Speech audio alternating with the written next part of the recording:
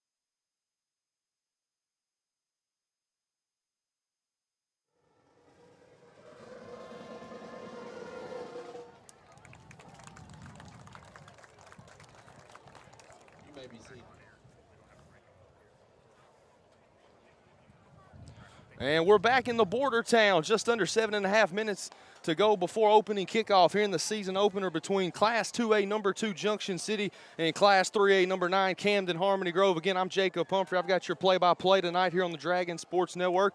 The man to my right is Mr. Wayne Pumphrey. He'll provide some color, as will our in-house coach, Mr. Gary Meeks. And I tell you what, gentlemen, there's a lot of storylines coming into the season for Junction City. It's the second year under head coach Stephen Jones. There's a lot of skill players that are going to need to be replaced from last season. So a lot of guys with a lot to prove. And not only that, but on top of all that, with the beginning of a season, they're dropped back down to 2A. They're about to begin their Class 2A welcome back tour. Absolutely, and one of the things you mentioned, Jacob, talking about a couple of storylines. One of them Coach Meeks brought up a while ago, and I've been going through the old memory bank trying to make sure I got it right, and I believe, Gary, it is the last sophomore that I can remember starting at quarterback on a regular basis. It would be Nick Fisher in '96. Gabe Richard will be stepping under center tonight. Coach Jones, he don't hide nothing. He lays it out there. He has said, we're going to fling the ball. We're going to fling it all over the place. I know the other day they ran in practice. He was talking about, I believe they run 60 scripted plays. 40 of them were pass plays. And, you know, I can remember football seasons at Jugs. I know you two guys can, but we threw 40 passes a whole season. A whole season. Maybe 2 seasons. Yes, You know what, maybe 2 seasons combined. Yes, sir. But one of the things I think the biggest storyline is going to be will they have the ability to pass? Richard is not a very tall quarterback by no means. And how will the receiving core look? And we'll get those answers pretty quick. Coach Meeks mentioned something about the defensive lines. We got some senior leadership there, so you're hoping that's going to be a strength. Defense, a little bit of a different look than what we've seen in the past. But Coach Jones has said, hey, that's going to be probably one of our anchors will be the defense. And we talk about the Class 2A welcome back tour. That's what many along the border town have dubbed this season for the Dragons. When you look at their past 2 years, they were in Class 3A, picked up 25 collective wins over those 2 years. Last year, as we know, state runner-ups in the state championship game, falling to Rivercrest the last week of the season. So a lot to prove, really, with this entire team. Not just, guys here or there, but really you'll hear coaches say this a lot. Every year is a new team because this team hasn't proved anything. But tonight in the border town, we'll be able to see what Coach Jones' Dragons hopefully will begin the Class 2A welcome back tour in grand fashion. Well, you look at last year, 13-1 record, and it was a successful season. But you talk to Coach Jones, and hey, Coach, y'all had a good year. You won 13 in a row. You done this, you done that, some records set and all. And I said, what do you think about all that? He said, I'll tell you exactly what I think about it. He said, I have thought over and over and over, what could we have done different in the state title game? That's all that's on his mind. I want to get back there. I want to win a state title. I want this team to win one. I want to add another trophy to the trophy case. And I like that attitude. I like the attitude coming in. We've got to win one, and that's what he's wanting. Just under 4 minutes until kickoff from Paul H. Muse Field at David Carpenter Stadium. You're listening to the Dragon Sports Network, exclusively on Ustream and 101.5 The Hog. We've been telling you that your Friday nights just got a whole lot better. We'll take a 60-second break, and we'll come back and show you. You're listening to Junction City Football on the Dragon Sports Network and 101.5 The Hog.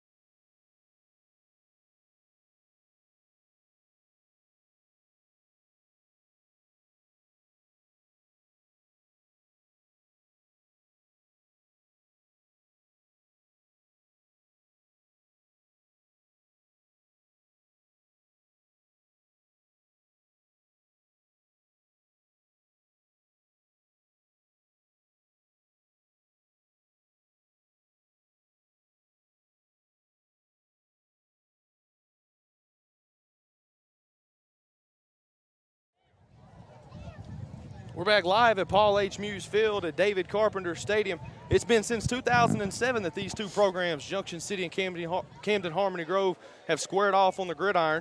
The captains are at midfield, and we are just moments away from the kickoff to the 2018 high school football season here in the state of Arkansas. Captains for Junction City at midfield, senior offensive lineman number 72, Cody Atkins, as well as senior, we'll call him an athlete. They'll probably be using him a lot of different places. Yes. Number 10, Dante Gibson. Coach Jones expecting a lot out of those two young men tonight and this season. Definitely out of all his seniors. He said, you know, we mentioned the leadership in the senior dominated line, really offensive line. He's expecting that to be an anchor. And with the young players they're going to have in a lot of positions, especially at quarterback, you're going to need something stable to work around. That offensive line can be a big help. And Gary, you know, talk a little bit about the defense, man. That defense is going to be counted on to do some things. Yes, as you said, they trying something new this year, and you know, hopefully everything. You know, it's going to take 2 or 3 games, you know, to get the wrinkles worked out. But hopefully, you know, this new defense is a new improvement for the defense. You know, as we can think about last year, we had teams on the throat last year, and the opposite team was, you know, got back in with good offensive plays. So hopefully, defense steps up. You know, first game shows what the new defense is about, and get Harmony Grove off the field on 3 and outs, and yes, sir, get the ball back to the offense. And I'm gonna hit on one thing. You know, when I said offense, Coach Jones starting a sophomore. That means he has confidence in him. yes, You know, and you just don't throw a sophomore and say, hey, you know, I'm gonna name you the starter. You got to have confidence in him that he's put his work in the summer, and so for him to be a sophomore starter, that means Coach Jones got very good confidence in him. As the run-through sign says, the wait is over. We are just under a minute before kicking off the 2018 Arkansas high school football season.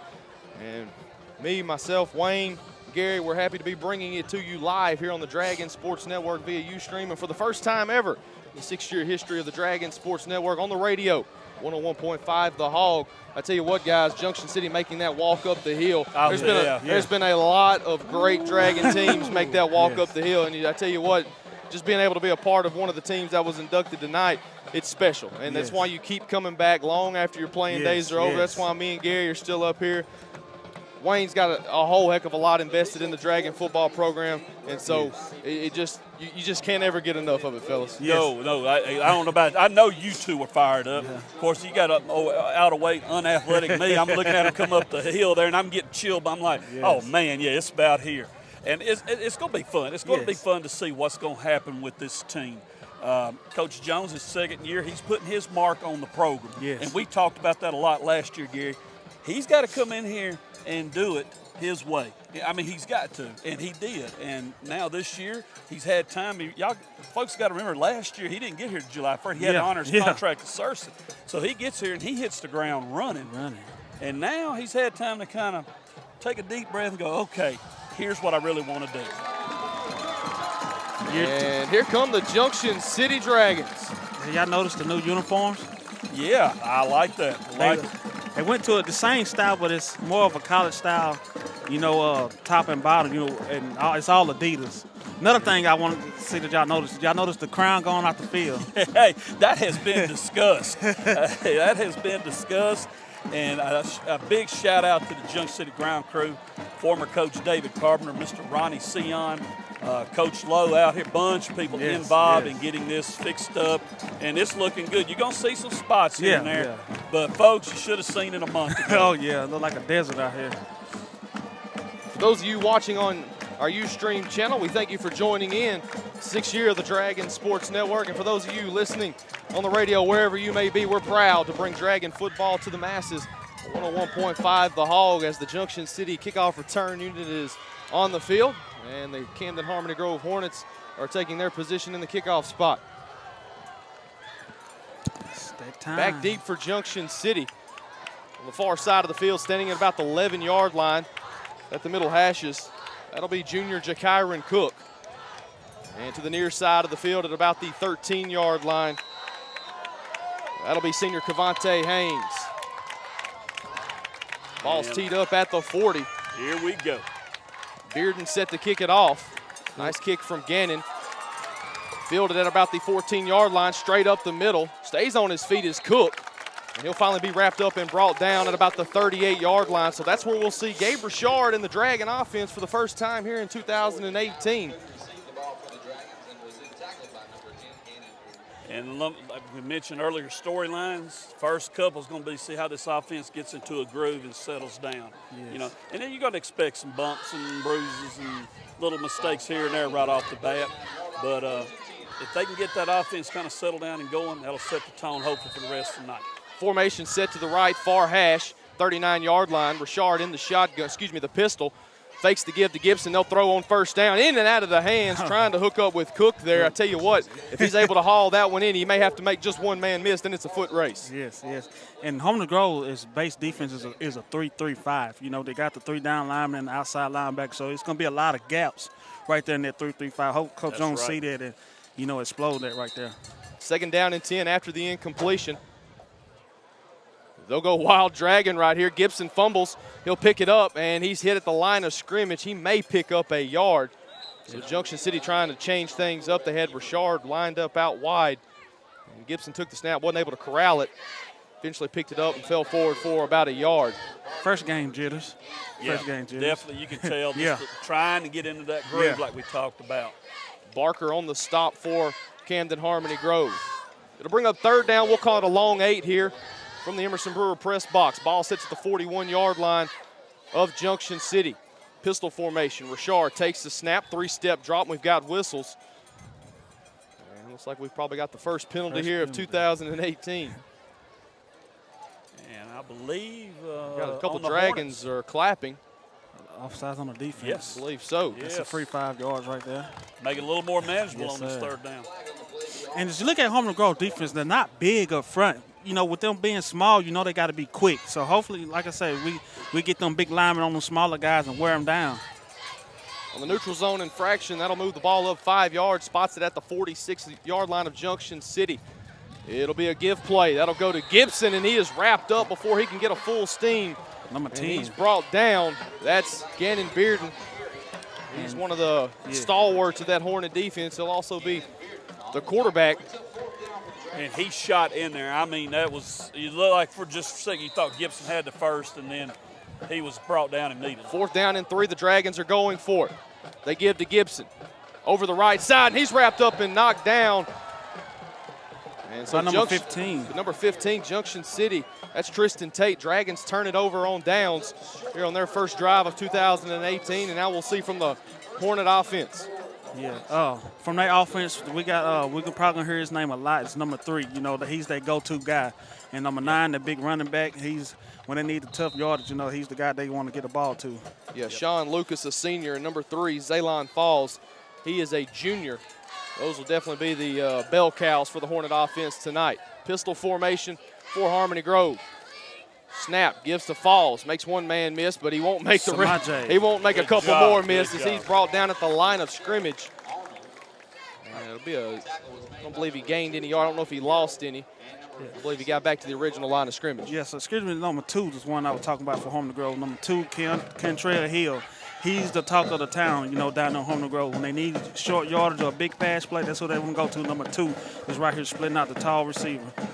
And their linemen not very big either. We got an advantage, especially with defensive line like you was talking about earlier, Gary. Twins to the top of the formation. Handoff goes to Falls. He's wrapped up and brought down in the backfield. And a host of Dragons in on the tackle. First one on the stop was the sophomore Tanner Barnett. Expect to hear his name called a lot this year. Yes. Also, if you'll notice on that play, wasn't a smooth handoff there between the quarterback and running back. And with our edge, as far as size on the offensive defensive line, they couldn't afford to have nothing like that, and now you're forced with a 3rd and about 12. Yeah, it's 3rd down, 3rd long. They got to go to the guy right here. You know, we got number 9 split out here with him.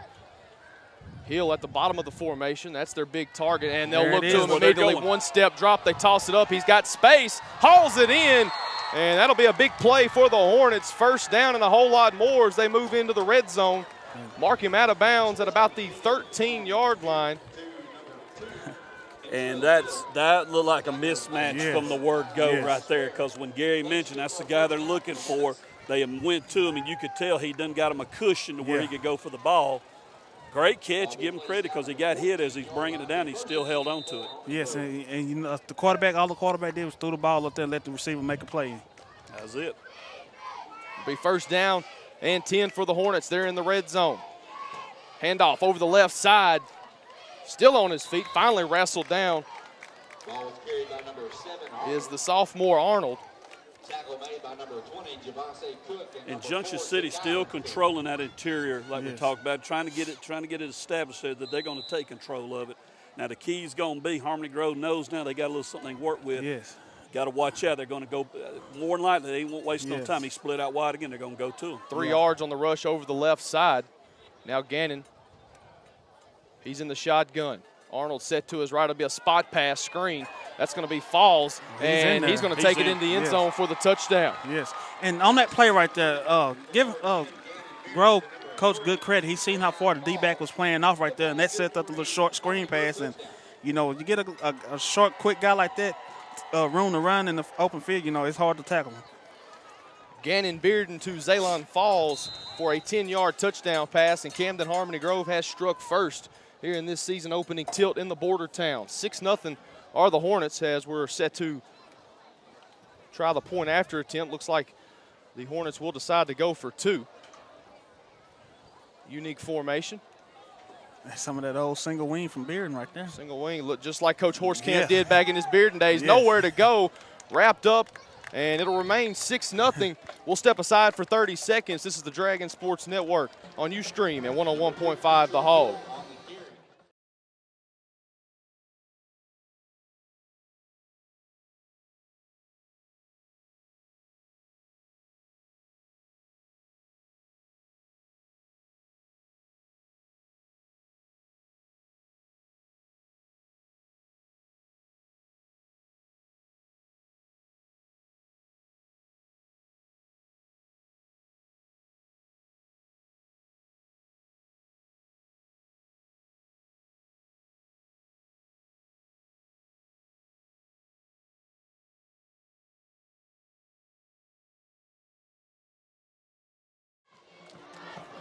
Gannon Bearden, 10-yard pass to Zaylon Falls, and it's a 6-0 Camden Harmony Grove lead over Junction City. As we're back in the border town, Paul H. Muse Field at David Carpenter Stadium. As Gannon Bearden has it teed up from the 40, middle of the field, set to kick off for the Dragons. Kyron Cook to the left, and he'll field it about the 15-yard line. Make his way up the middle of the field. He'll move left. Nice little return from Cook as he moves across the 40-yard line. And again, good field position for Junction City here as they start their second drive. We'll see if the Dragons can find a way to move it into Hornet territory. And like you said, very good field position. And look for Coach Jones not to change too much up. I mean, you know, they're going to fill it out, see how it goes. He wants to get those rollout passes going. And like Gary mentioned with that 3-3-5, there are avenues there you can exploit and pick up some serious yardage. Richard in the pistol. Gibson said behind him. The Dragons will rock her. Two receivers go from the left to the right. And I believe we're going to get a false start along that left side. Yeah. So we've seen 2 penalties so far here in this one, and both of them you have to think just chalk it up to it being the season opener. Finally looking at a different color jersey on that other side. Yes.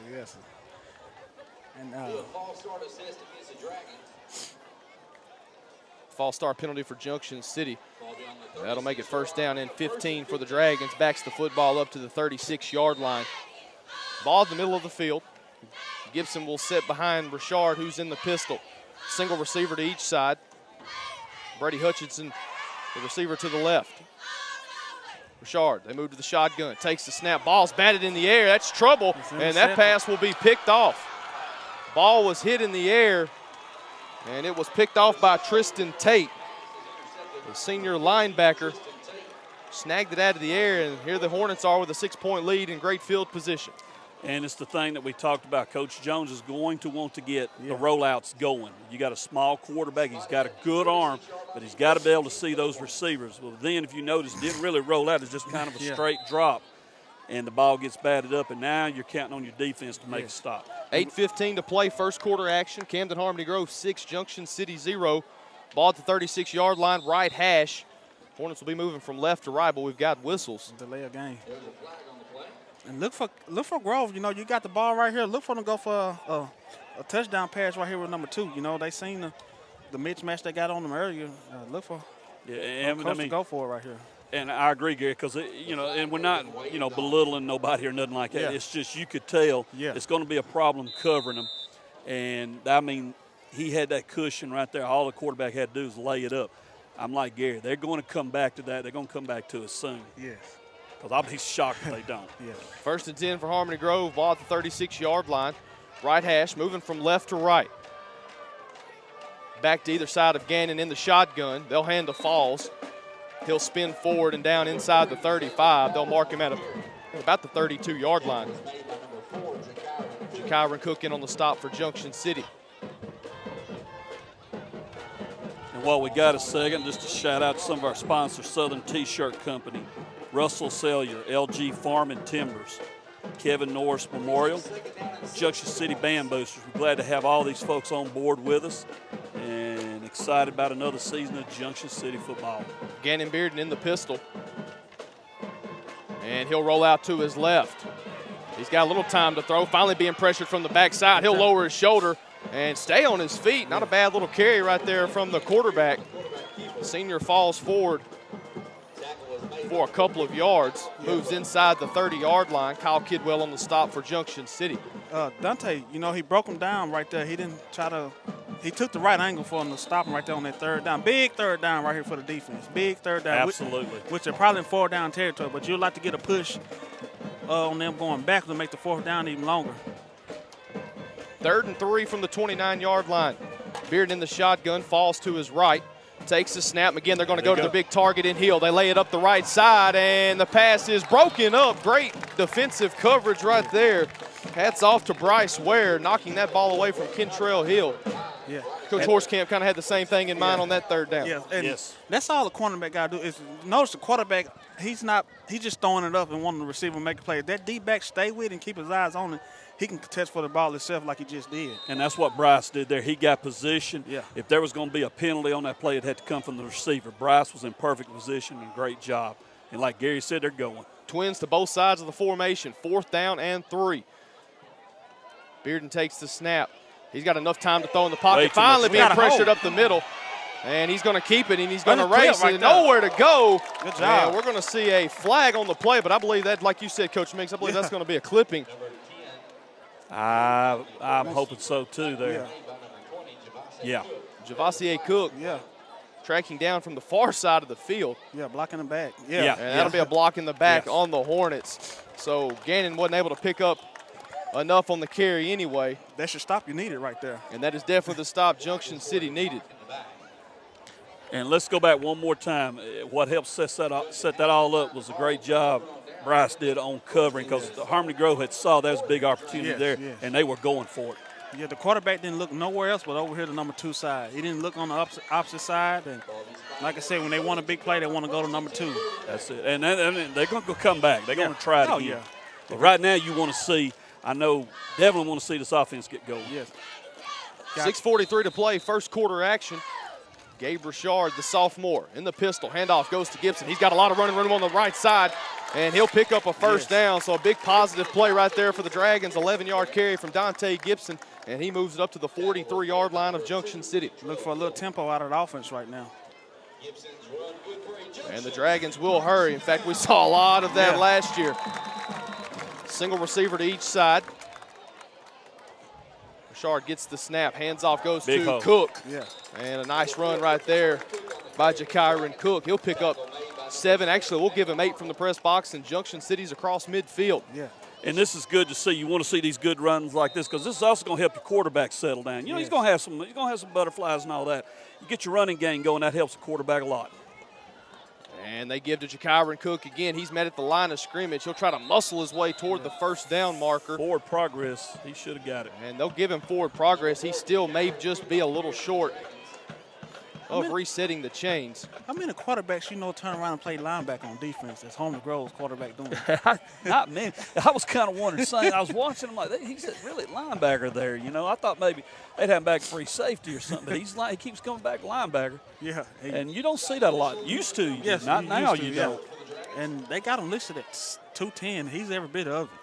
Third and short for Junction City. They Oh, get in the good bootleg. offset eye. They'll fake it. Bootleg is Richard out to his right. Jumps and throws back across the field. And the pass is incomplete. Tristan Tate was the closest Hornet to the football. Luckily, that one falls on the turf to bring up fourth down and short for Junction City. That's the, the young, Yeah. the not maturity yet. That's the young guy in him right there.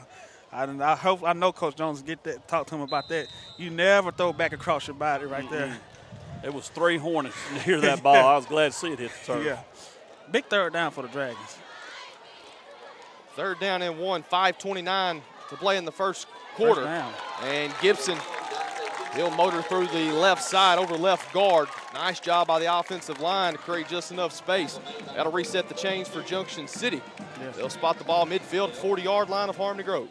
You notice every time we pick up good yards, Steven Harry-Wilson gets his like now. Defense is not set. You can snap the ball, right now. So he like that up tempo.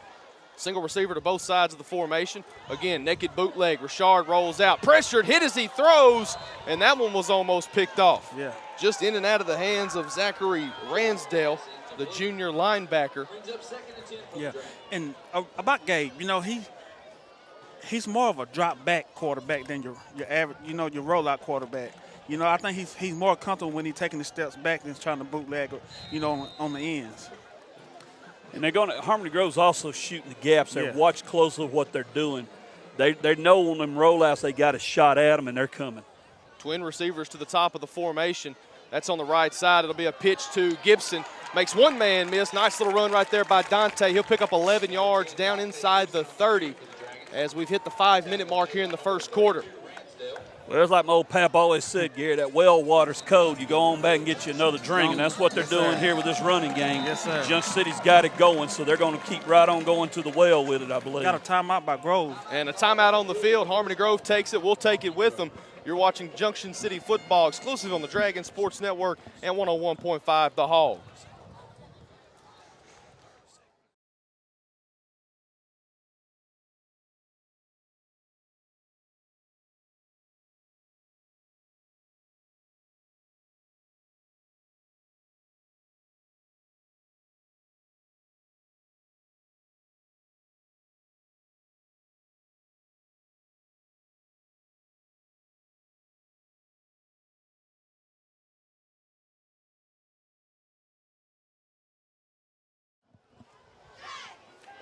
.509 remaining in the first quarter. Junction City trailing 6-zip, but on the move here. Dragons trying to get that rushing attack going, and is starting to take hold. And Mr. Jacob, I know you like seeing them offensive linemen firing off like they are. I kind of noticed you and Big Gary here. Y'all starting to kind of flex them shoulders a little bit. Oh, yeah, anytime you get it in tight and you start bringing it in between the tackles, it gets me and old Big Gary up here fired up. We'll see what Junction City's able to do. 5:09 to play.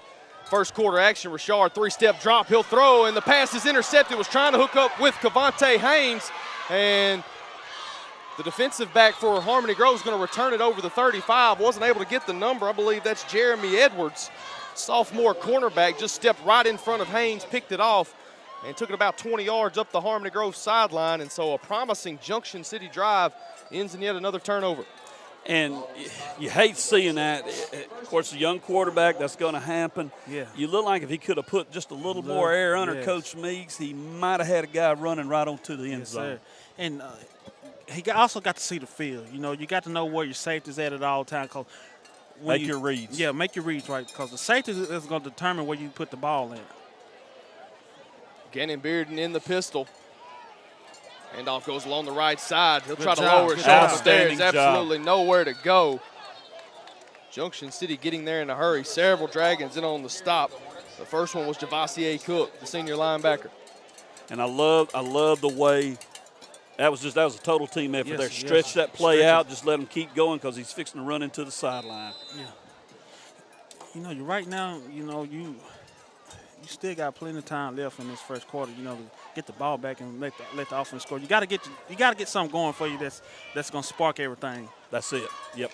Stanberry, the lone receiver for the Hornets. He's at the 40-yard line on the far side of the field. Harmony Grove moving from left to right. Two-back formation. They give to Falls. He's bouncing around along the right side. Finally steps out of bounds. And the 2nd and 8 carry results in about 3 or 4 yards. So it'll be a manageable third down for Harmony Grove coming up. And real quick, just a couple more sponsors want to throw out there. First Baptist Church joining us this year. Proud to have them on board.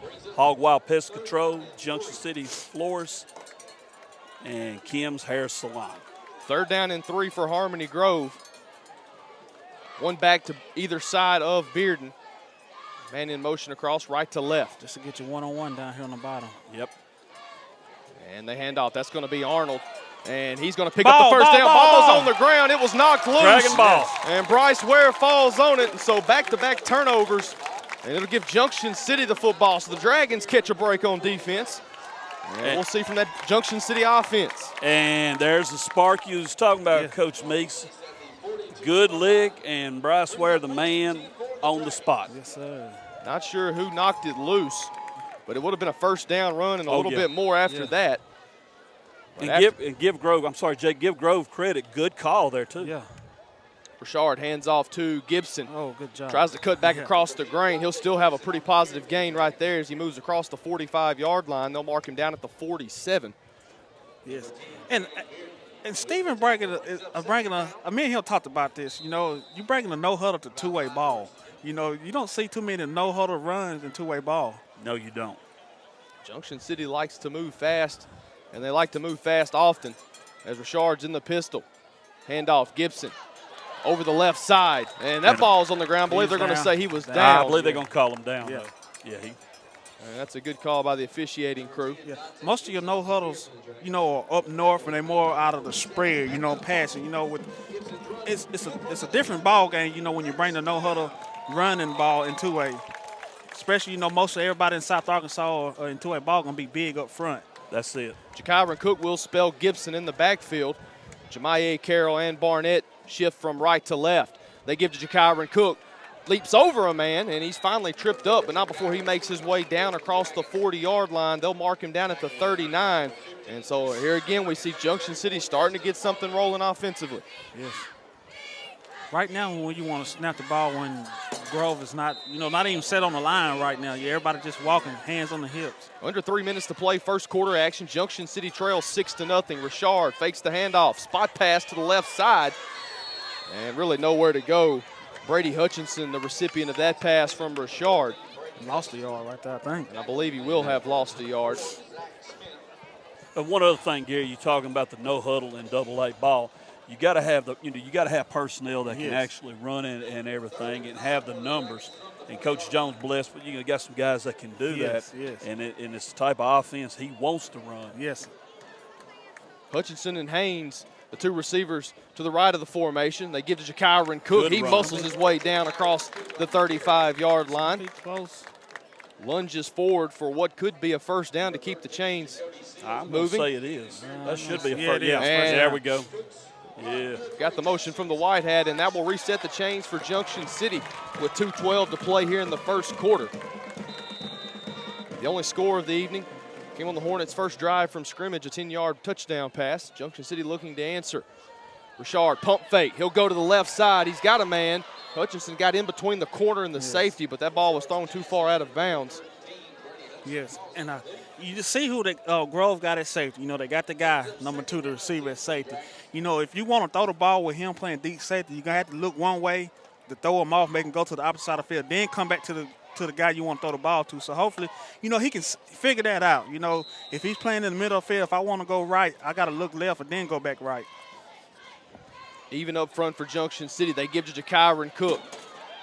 And a strong run right there from Jakyron. Like I said, in that 3-3-5, it's gaps. You know, Jacob, you know, 3-3-5 gaps are going to be between the tackles and between the guards all night long. And I'll tell you something else, Big Gary, with that 3-3-5, when that free safety starts coming up like he is, you can fake Cook going up that middle and it'll be there. Gibson gets the call on 3rd down and 3. He'll pick up the first down and a little more. And for the first time here in 2018, the Dragons are in the purple zone. Purple zone. And I know it's early in the game, but the offensive line is wearing down the smaller guys of Grove's defensive line up front right now. They're starting to control the line. 90 seconds to play first quarter. Gibson, he gets the call once more. Keep your feet moving. Trucks over a guy. He's down inside the 10. Just shy of the 7-yard line. They'll mark him at the 8. So Junction City starting to knock on the door right here. Yes, sir. And like Gary said, they're wearing down that interior line of Harmony Grove. And it's going to pay dividends if they can keep moving the ball. You get a score here, it'll pay dividends down the road. You keep punishing them like that. Handoff goes to Kyron Cook. He'll go over right guard. He'll pick up minimal gain. I believe it's going to be enough to Move the chain, yeah. pick up a first down for Junction City, and it'll bring up a goal-to-go opportunity for the Dragons. Now will be the time if you want a little quick pass. You know, your safety don't walk down. You know, he ain't got much room back there. If you want to Roll go him out. Yeah. If you want to do your one-on-ones to your receiver right now, this will be the best time to do it. Clock rolling, 55 seconds. They'll keep it on the ground. Cook tried to lunge for the goal line, was kind of brought out of midair. As you see the old fingers of Steven right now saying roll it. You know, they haven't stopped it since back here on about the 40, you know, hey. And they only need a yard here to tie this ball game up, so Straight ahead. 35 seconds to play first quarter. They give to Jakyron Cook Touchdown. straight ahead, Yeah. untouched, and the Dragons have notched it at 6 points apiece with 29 seconds to play here in the first quarter. So, Coach Meeks, while they're preparing for the extra point, what'd you say out of Junction City on that offensive drive that they were kind of able to correct from their previous 2 drives to start the game? Blocking. The blocking got a whole lot better right there. You know, like I said, you want those, after this play right here, you want those big linemen to get on those smaller guys and run your feet like they always teach us, run your feet. And that's what they did. And like I said, on about the 40-yard line, they ran their feet, got it hooked up with the blocks and ran their feet in. They got the lead. And Cook punches it in for the 2-point conversion. It's 8-6. Junction City will step aside for 30 seconds. You're listening to the Junction City football exclusively on the Dragon Sports Network and 101.5 The Hog.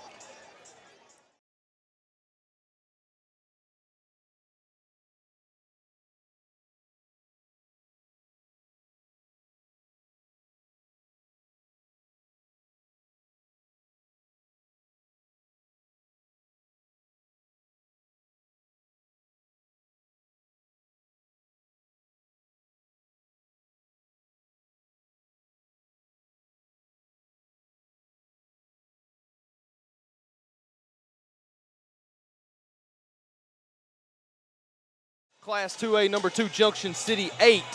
Class 3A number 9 Camden Harmony Grove 6. So it's kind of seen a little bit of the first game jitters out of both bunches. Yeah. And it's an 8-6 ball game here with just 30 seconds to play in the first quarter. Especially, you know, starting out on offense, you know, with Gabe Richard. And you're seeing a few mistakes made here and there, but you expect that because, yeah, he's sophomore. You know, you're going to have a little bit of them jitters and all. But you're also seeing some stuff that he does well. And like Gary mentioned earlier, he's really good at just drop back. Yeah. You know, the rolling out's going to take a little time, decision making, and especially catching the defense not ready. He'll learn to jump on that as time goes. Jack Smith has things teed up from the right hash. He'll kick it down into the corner. That'll be fielded by Falls at the 12. Nice kick from Jack. Oh, yeah. Falls really nowhere to go. Breaks off one tackle, makes another man miss. Still on his feet, bouncing around, making a couple of Dragons miss. Really nowhere to go for him. Good job. And I tell you what, he probably ran 35 yards to gain 8. And a good job by the Dragon coverage team to hold their ground. And that's where the Hornets will have it at the 21-yard line. Well, as my old Pat would say, all that dancing and you didn't have a date? You mean, come on. But that's what he was looking for. He was looking for a way to get out and give the coverage team credit. They held the ground, like you said, didn't let them go nowhere. 15 seconds to play first quarter action. 8-6 is our score. Junction City on top. Gannon Bearden in the shotgun, falls to his left. Good job. And he'll quarterback keeper. Falls a move over the left guard. Really nowhere to go. Good job from the Dragon defensive front. And 1 quarter in the books here in the 2018 season opener. Junction City 8, Camden Harmony Grove 6. We'll step aside for 60 seconds. You're watching Junction City football on Ustream and listening on 101.5 The Hog.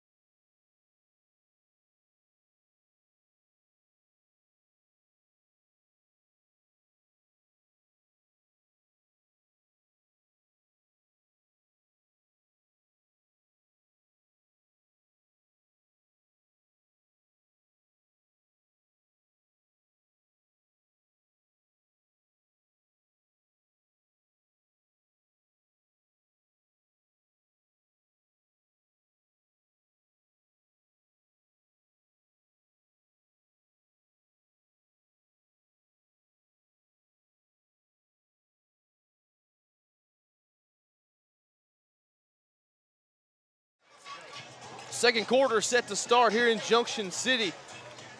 The Dragons struck on their last offensive drive and have taken the lead. They now are on top of Camden Harmony Grove 8-6. It's the Class 2A welcome back tour for the Dragons.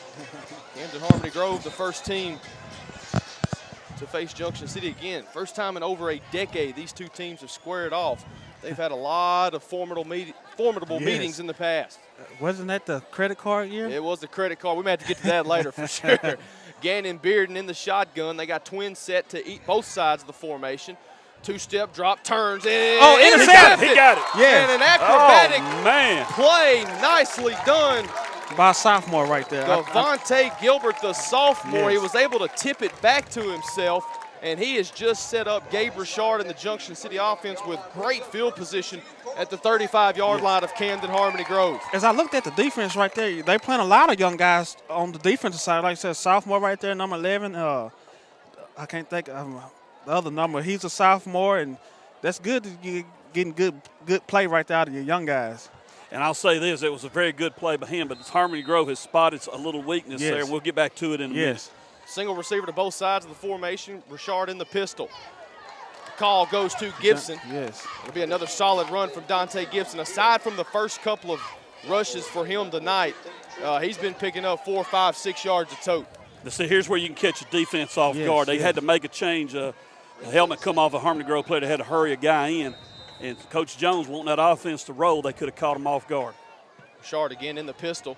They'll There fake it is, Gibson there it is. spot pass. Haynes There it has is. got it. He's got some open real estate. He's inside the purple zone, down inside the 15, and the Dragons are in striking distance once again as Haynes takes that Richard pass down to the 14-yard line of Camden Harmony Grove. Yes, he was the talk of the locker room this summer. You know, Haynes. You know, he's got a.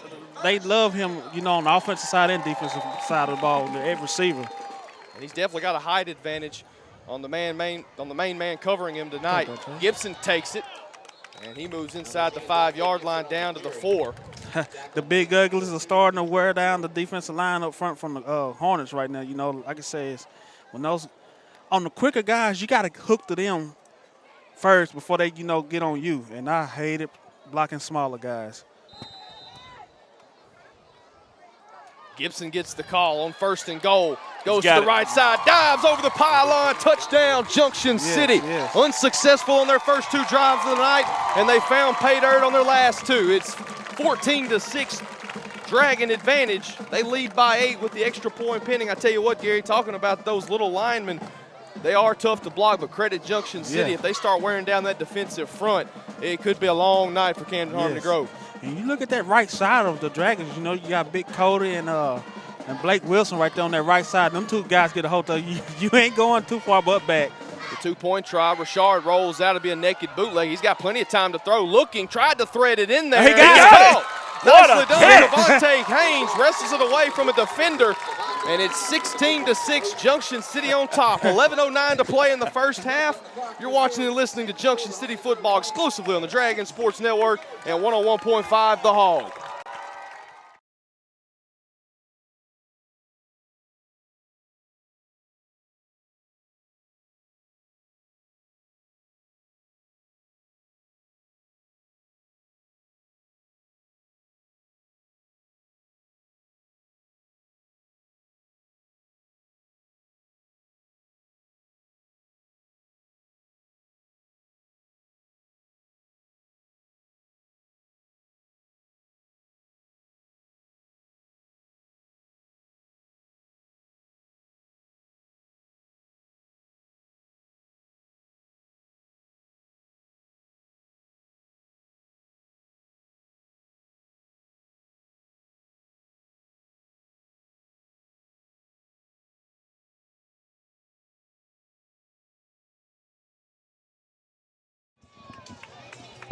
Welcome back to Junction City. 11:09 to play, second quarter action.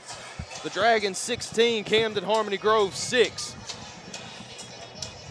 It was a 4-yard rush from Dante Gibson, and then Cavante Haynes wrestled away the 2-point conversion pass to give Junction City a 10-point advantage. Now Jack Smith has it teed up from the near hash. Looks like this one could be kind of an There onside it kick is. attempt. Dragons have got it. It went 10 yards. And it looked like Junction City was a little hesitant to fall on the football. really nobody attacked that front line, and so a missed opportunity. You know, all they had to do was just hit that front guy right out of, out of the way of the ball and let it roll at 10 and pound, jump on it. Jump on it. Going back to the catch, what I love is he gave the signal, hey, I'm here, just fire the ball, and took it in. Yes. What I wanted to mention earlier, we were talking about on the interception, I believe it was, did you say Gilbert that made the interception? Yes. He made a real good play. Yes. If he hadn't made the play, that slam was working. And let's watch Harmony Grove, I like their attitude. They'll come back to that. Let's see if Junction City can correct that. Yes. And they got to go to him right now. You're down 10. You got to get a little spark out of your offense. Beard in the shotgun, tosses over to Oh, Pauls. yes. Really nowhere to go. They tried to go the short side of the field. Thought he might have stepped out of bounds, but he'll lose 2 yards on the completion. And that's the only way to stop that play right there. You got to beat that first block. Once you beat that first block, just break down and make the play like number 16 just did. Junction City with Camden Harmony Grove electing to work that near side of the field. Junction City had already had numbers there, and when they broke through that first block, it wasn't really anything the Hornets could do. 10:40 to play, second quarter action, 16-6 is our score. Junction City on top of Camden Harmony Grove. Twins to both sides of the formation. Bearden takes the snap. He'll keep it over the right side. He'll get back to the original line of scrimmage, but not much more after that. A host of Dragons there. Gilbert on the scene, the Cook brothers, and Gibson. Yeah. You know what I noticed right now? When every time number 2 go out onto the sideline, that's when they, it's either going to be a handoff run or a quarterback run right there. And right now he's on the sideline, so, And they're going to that, and Gary, you mentioned that quarterback run. They're going to the quarterback play more because I think they're starting to say, hey, we got to try to catch them big uglies off guard and get us some yards. And so far, Junction City is stalling from it. Yes. Secondary, you can't fall asleep right now because number 2's not out there. Double twin set for the Hornets. Hard count from Bearden. Takes the snap. Could be setting up a screen. They'll dump it over to Arnold. Breaks off a one tackle. Still on his feet. Ball on the ground. Believe the Hornets are going to pounce on it, but it's going to bring up a 4th down for Harmony Grove as they move across midfield down into Junction City territory. All right, Jacob, what do you do? Go for it, or do you play field position here and try to shut that offense down? Number 2 coming back in, so that answers your question right there. Never mind, Jacob. By the time I thought I'd catch you there, here he comes in now. No doubt they'll go. Yeah. 4th down and a long 6 for Harmony Grove. They trail by 10 as we near the 9-minute mark here in the first half. Yeah, and I'll guarantee you they're going to him. Again, Twins formation to both sides of the set for the Hornets. Bearden, 3-step drop. He's backing up. Hit as he throws. Ball's in the air, and it is almost intercepted. Gilbert almost had his second one of the evening. But it's almost better that he didn't because Junction City will take over on downs. Great field position for the Dragons. They'll have it at their own 47-yard line. They'll be moving left to right as the team switch. And you know what caused that right there? Pressure up front. You got to get that pressure up front, because he wanted to go to his main receiver, but by the time he looked away, the defensive line, hey, that 4-2-5 is, getting that pressure up front is going to be a big thing. And so far, the Dragons are doing a pretty good job at it. Handoff goes to Gibson. He's got a man. It's going to be Hutchison. Oh, man. He catches it at the 22. He'll go in untouched. Oh, man. Touchdown, Junction City. I tell you what, Coach Jones pulling one out of the back of the playbook. He got another one in his playbook. He told me.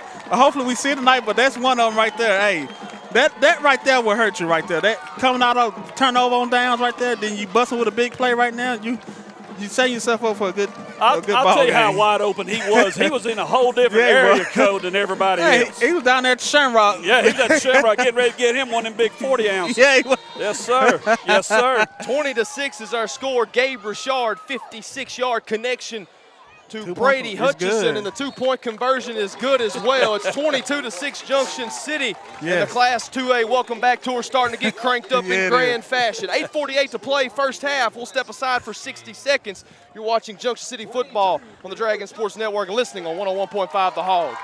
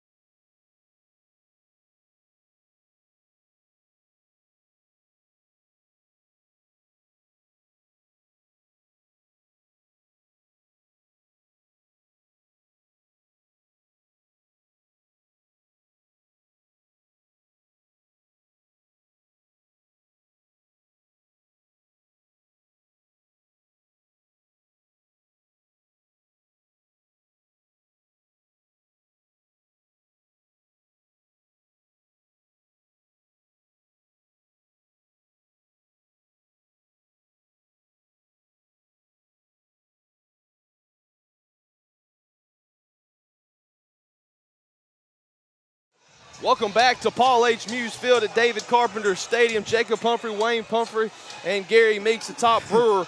Emerson Press Box here in the border town. 8:48 to play first half. 24-6 is our score. Junction City starting to get in a groove as Jack Smith set to kick it off. It'll be another onside attempt. Ball's in there. That might have been touched by a Hornet. I think they touched it. I think that's what Coach Jones is signaling. Coach Jones, I thought he did. Yes, oh, yes. Oh, Jack Smith's onside kick is recovered by the Dragons. well, it looked like he motioned. Yeah, motion towards Grove. Motion toward Harmony Grove. Actually, he wanted to go. He motioned toward Junction City, then motions toward Harmony Grove. I thought it looked like he touched it before it went 10. Yeah. And that makes it a free ball then. Yeah. And now we're going to have a discussion. Well, the officials are discussing things. 8:46 to play, second quarter action. I believe it looks like it's going to be the Dragon defense taking the field. So the Hornets avoid almost a disaster right there. Would have given Junction City great field position while also nursing an 18-point advantage. First and 10. Got a timeout. And we've got a timeout on the field. Harmony Grove wants to talk things over. We'll step aside for 30 seconds. You're listening to Junction City football exclusively on the Dragon Sports Network and 101.5 The Hog.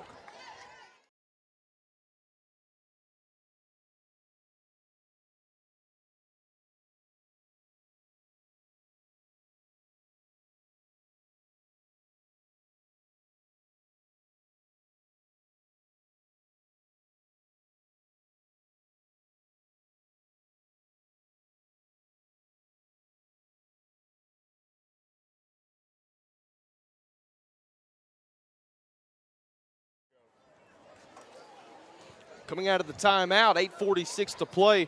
First half action here in Junction City. The Dragons 24, Camden Harmony Grove 6.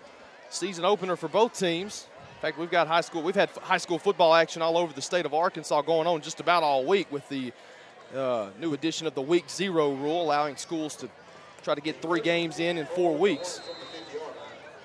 And Harmony Grove's got it first down and 10.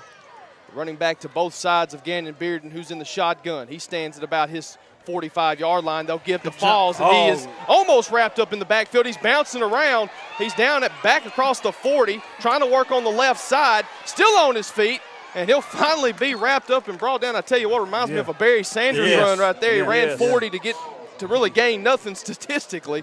As the ball gets back to the original line of scrimmage, I say that they'll actually credit him with a yard. With a yard, yeah. But your heart kind of jumps there because that sucker's making moves all over the field. Yeah.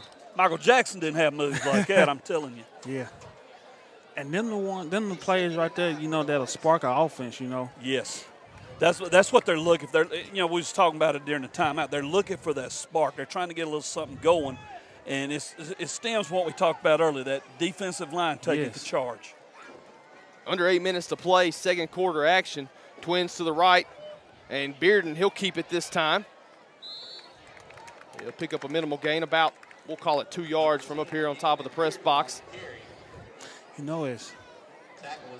They're saving number 2, right? On third downs. I noticed when he go off on first down, he don't come back in a third down. So, when he come back in, you got to make your keys, notice where he lined up at on the field and see where he at. And this time he's at the top. Far side of the formation is Kentrell Hill. Single coverage. He's the go-to target. Single coverage by Junction City. Bearden thought about throwing the spot pass. He'll throw the slant. He's got him. Okay. And there goes Hill. He's gone. 10-5, touchdown, Harmony Grove. That's what I was talking about. You remember earlier on the Gilbert interception.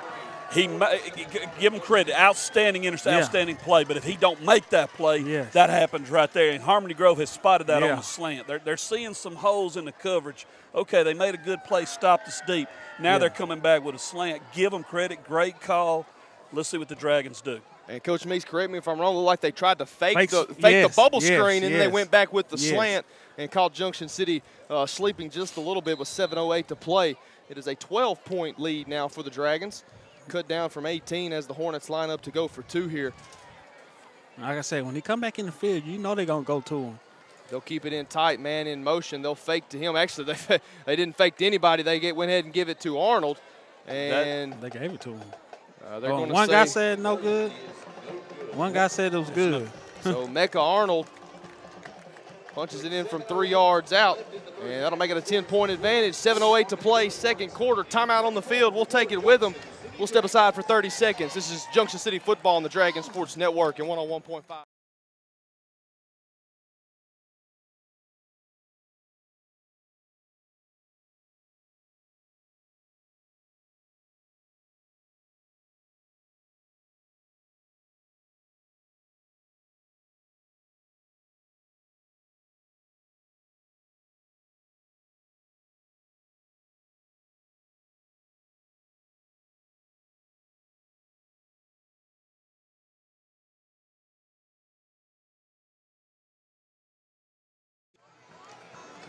.708 to play, second quarter action, and I'm Jacob Pumphrey with the Dragon Sports Network, joined along top the Emerson Brewer press box here at Paul H. Muse Field at David Carpenter Stadium. Wayne Pumphrey to my right, Gary Meeks to his right.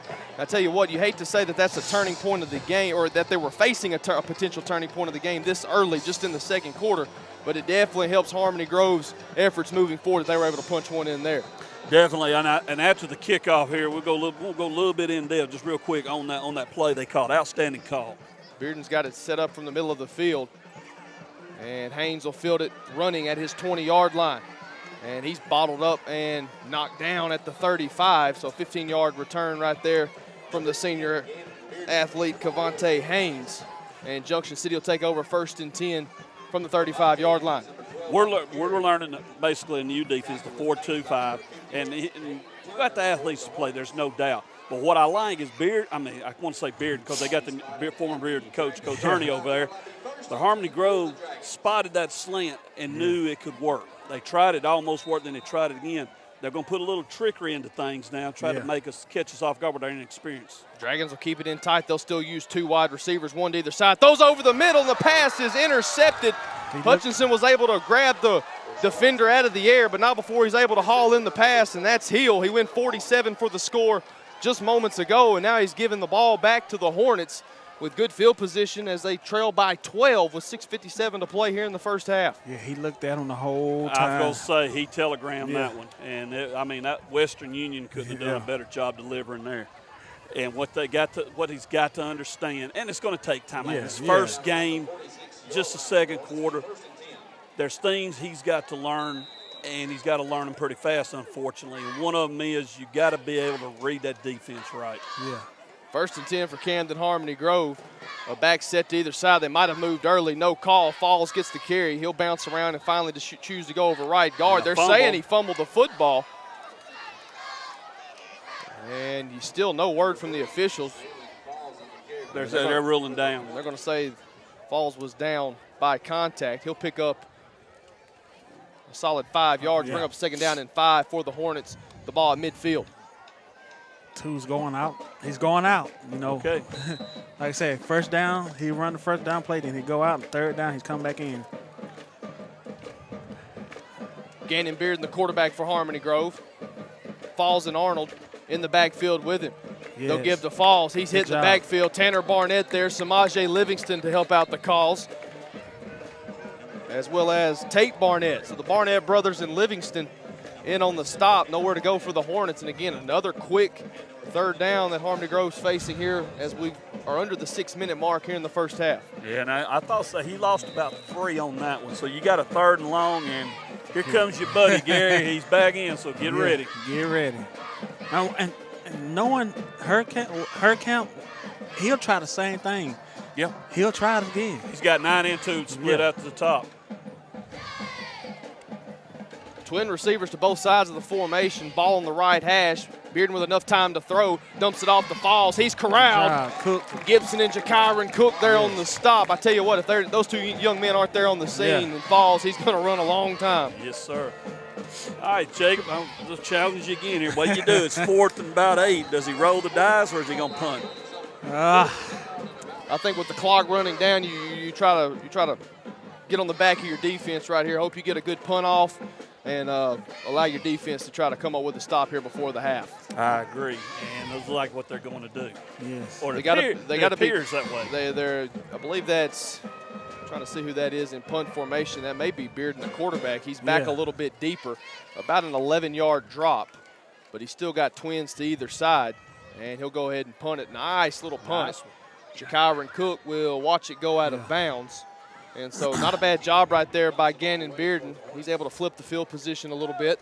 And Junction City will have it first down and 10 from the 24-yard line. 4:37 to play here in the first half. 24-14 is our score. Yeah, that's a good stop by your defense out of a turnover right there. Get that ball back to your offense. 'Cause your offense, you know, they rolling right now.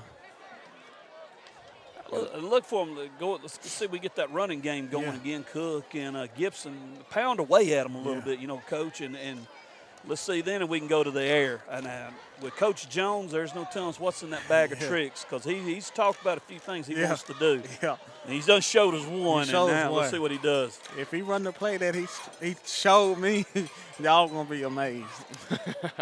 Single receiver to each side of the formation. Richard, he'll work out of the pistol. Gibson behind him. He gets the call on 1st and 10. He'll work over the left side, shovels his feet, picks up a couple. 4.5 minutes to play here in the first half. And overall, if you look at it, we got, like I said, closing in on the 4-minute mark.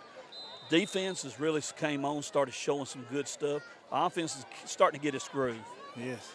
Stay outside. Oh, go. Gibson oh, yeah. sees the hole, hits it hard, and he's still on his feet. That's a nice piece of running right there by Dante Gibson, the senior. Patient running, found his hole, hit the booster, so to speak, and picked up a big 14-yard gain for Junction City. Ball moves up to the 45-yard line. The Dragons are starting to hurry a little bit.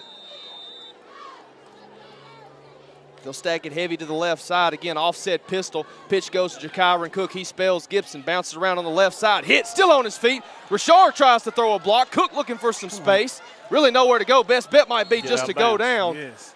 And he'll be wrestled out of bounds. Ball was knocked loose, but out of bounds.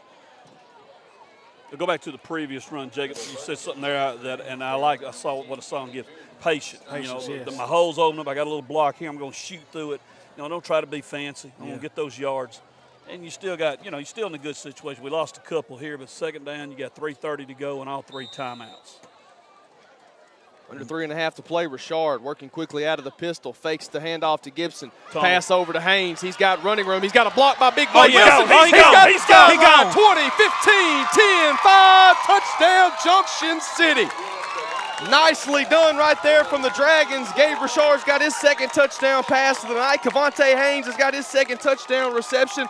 And the Dragons, with 3:13 to play in the first half, have a 16-point advantage. You can see why the coaches talked about him a lot during the summer right there. Man. He catches the ball, and he got some burners on him. I'll tell you what, it won't show up in the box score tomorrow morning, but big number 68, Blake Wilson, was out throwing a big block to Spring Haynes along the sideline, and with his speed, it didn't take much else for him to book it onto the end zone. And I call it tunnel, Coach Meek. I think that is kind of the tunnel. Yeah. And I love that play. Yes, When you got a guy like that, of course, who wouldn't love it? Yeah. Richard will get under center, offset I formation.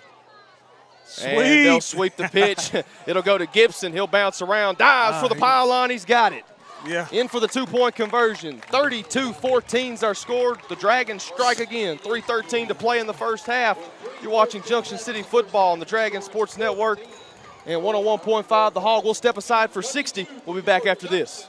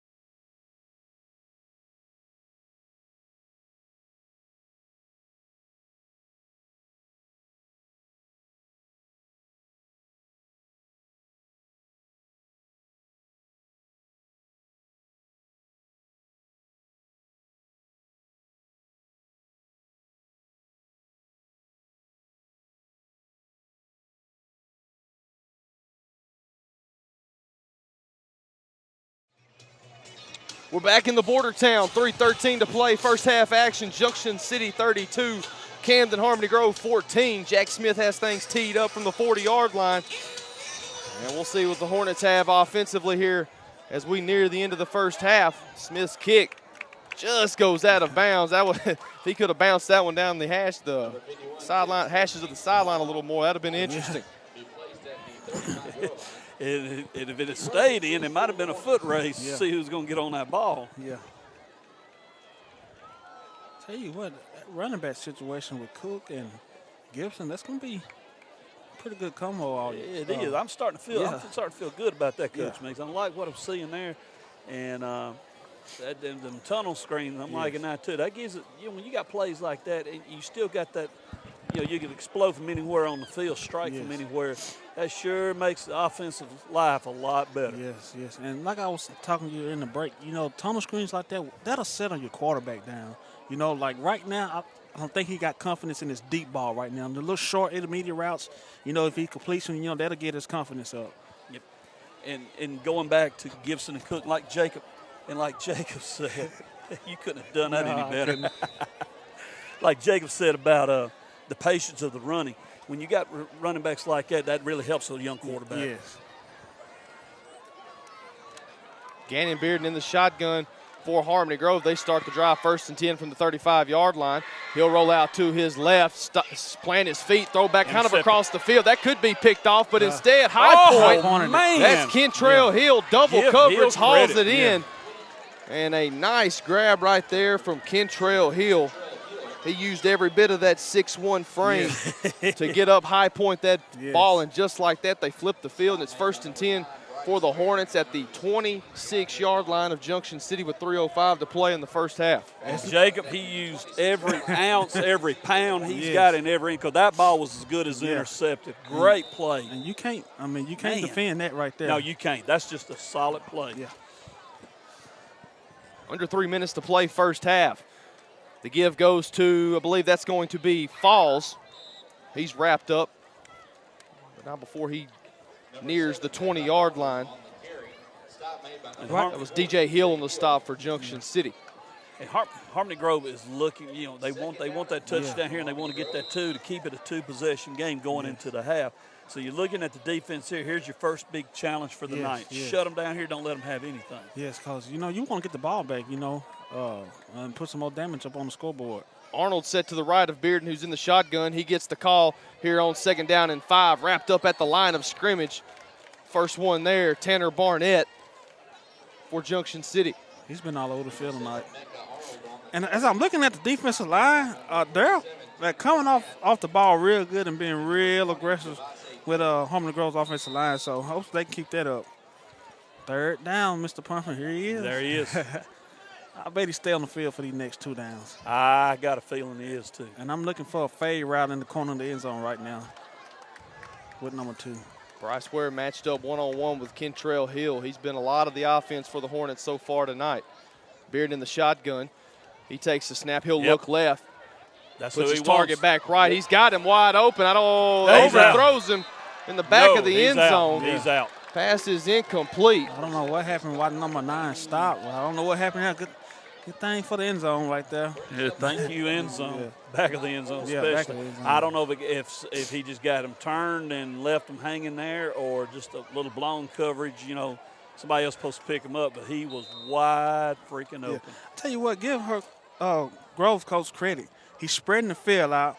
He's making you go man to man. Yes, he is. He's making that safety, cover another receiver that give you one-on-one with your best receiver. And we got a timeout. And Junction City will take a timeout. 1:35 to play here in the first half. 32-14 is our score. Dragons on top. We'll step aside for 30. You're watching Junction City football on the Dragon Sports Network, 101.5 The Hog.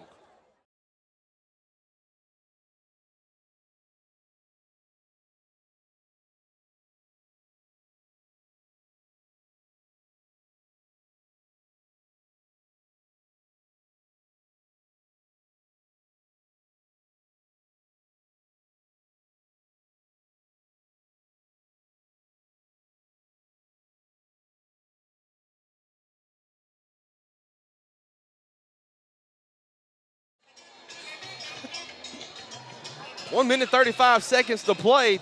Timeout coming to an end. We're back here in Junction City. The Dragons 32, Camden Harmony Grove 14. This is an interclassification clash, so to speak. Dragons dropping back down to Class 2A for the 2018 and 2019 seasons. And Camden Harmony Grove back in the Class 3A ranks. Well, right here, Jacob, big play, 4th Big and 4. play. You know, like Coach Meeks said, you want to stop them with our offense. If you stop them, you got time to possibly put, like you said, some more damage on the board. But I can guarantee you, I'll go ahead and say it. Oh, 2's involved in this play. hey, look who they got on them now. Yep. Cavante Haynes now Yeah, taking Haynes over the moved coverage duties of Kentrell Hill. Your best corner on your best receiver. Gannon Beard in the shotgun. Arnold set to his left. He'll look left. Scans back gonna- right. He's going to keep it. Tanner Barnett there. He'll wrap him up. I believe he's going to get the first down. If not, he's going to be really close. Line judge on the near side of the field. Looks like he got down across the 15-yard line, and they only needed to get basically just above the 15-yard line, and that'll reset the chain. So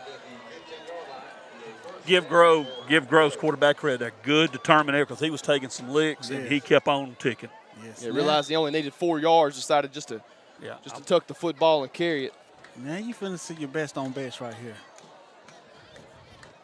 Yep, at the top of the screen. Yes. I like this. I like this. 1 minute, 15 seconds to play here in the first half. They give to Arnold along the right side.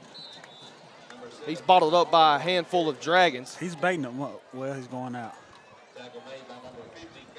I think he's just trying to get out of this half right now. Yeah, he's wanting points. There's no doubt. I mean, that's the understatement of the year already. But I think he's trying to burn that clock down to where, hey, if I don't score, they're not getting no chance. Yes.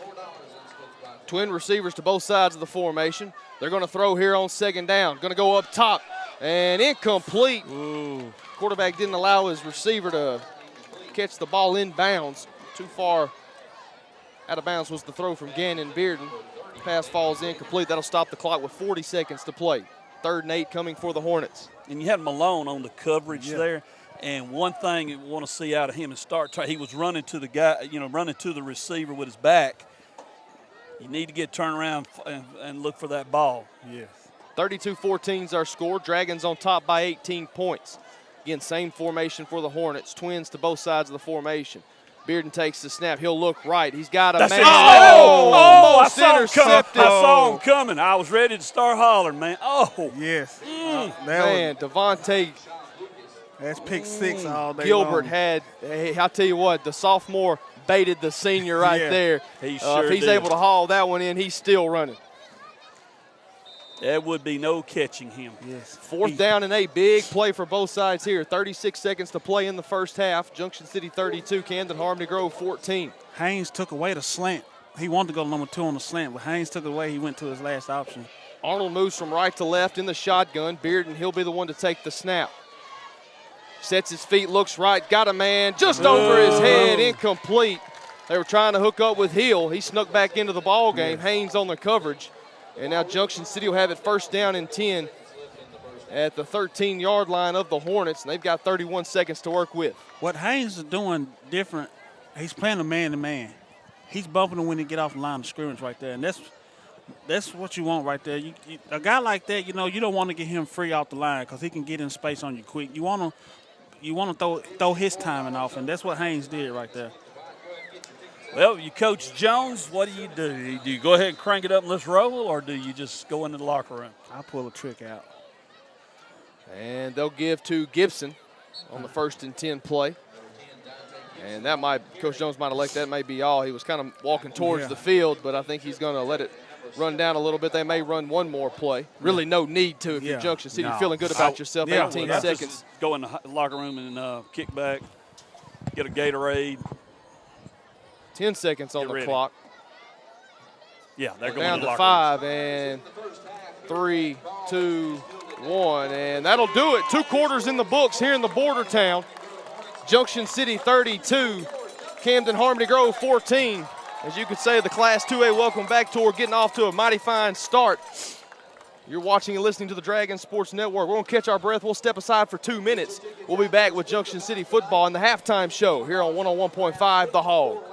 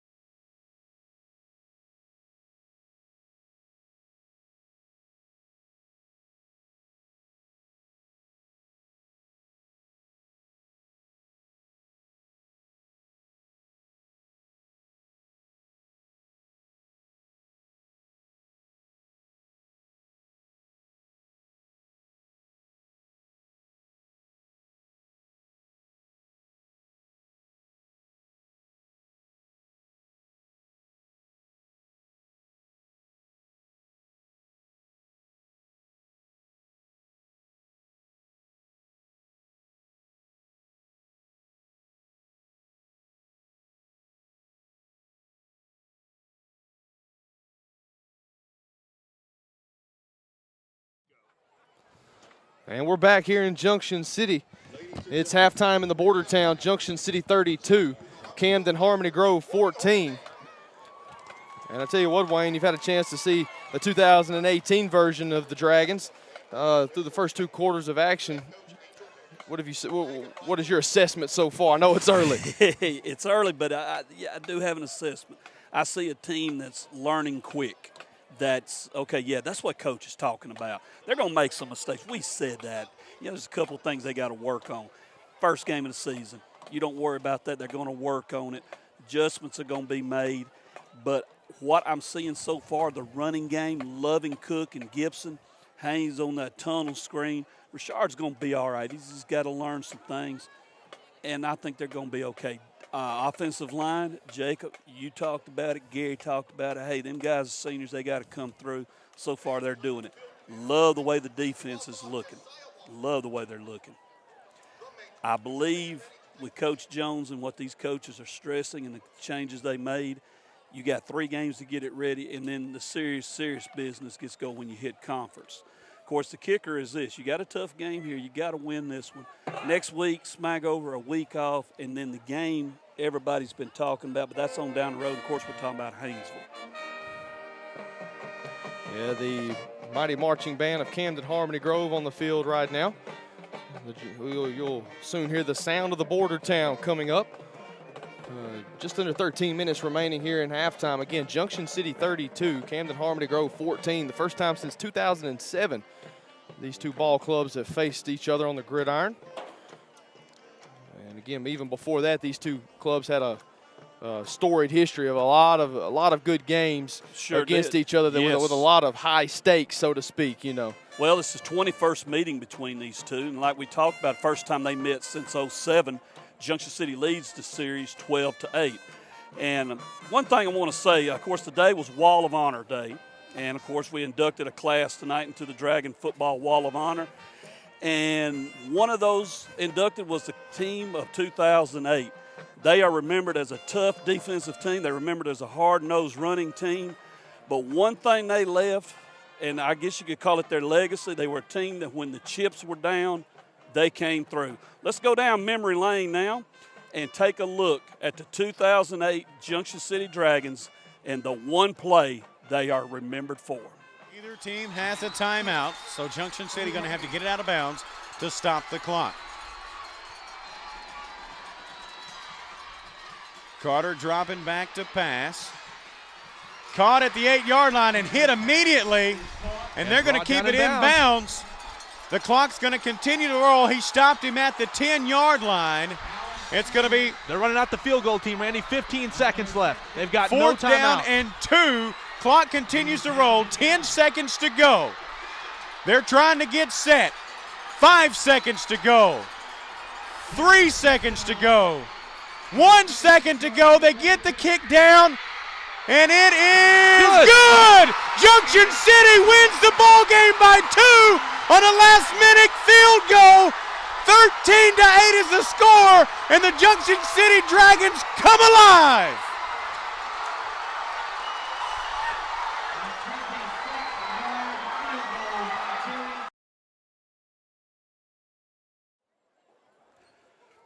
I don't know about you, Jacob, but every time I see that play or somebody talks about it, I go looking for heart medicine. You were the guy on the snap. Let's go back 10 years. What do you remember?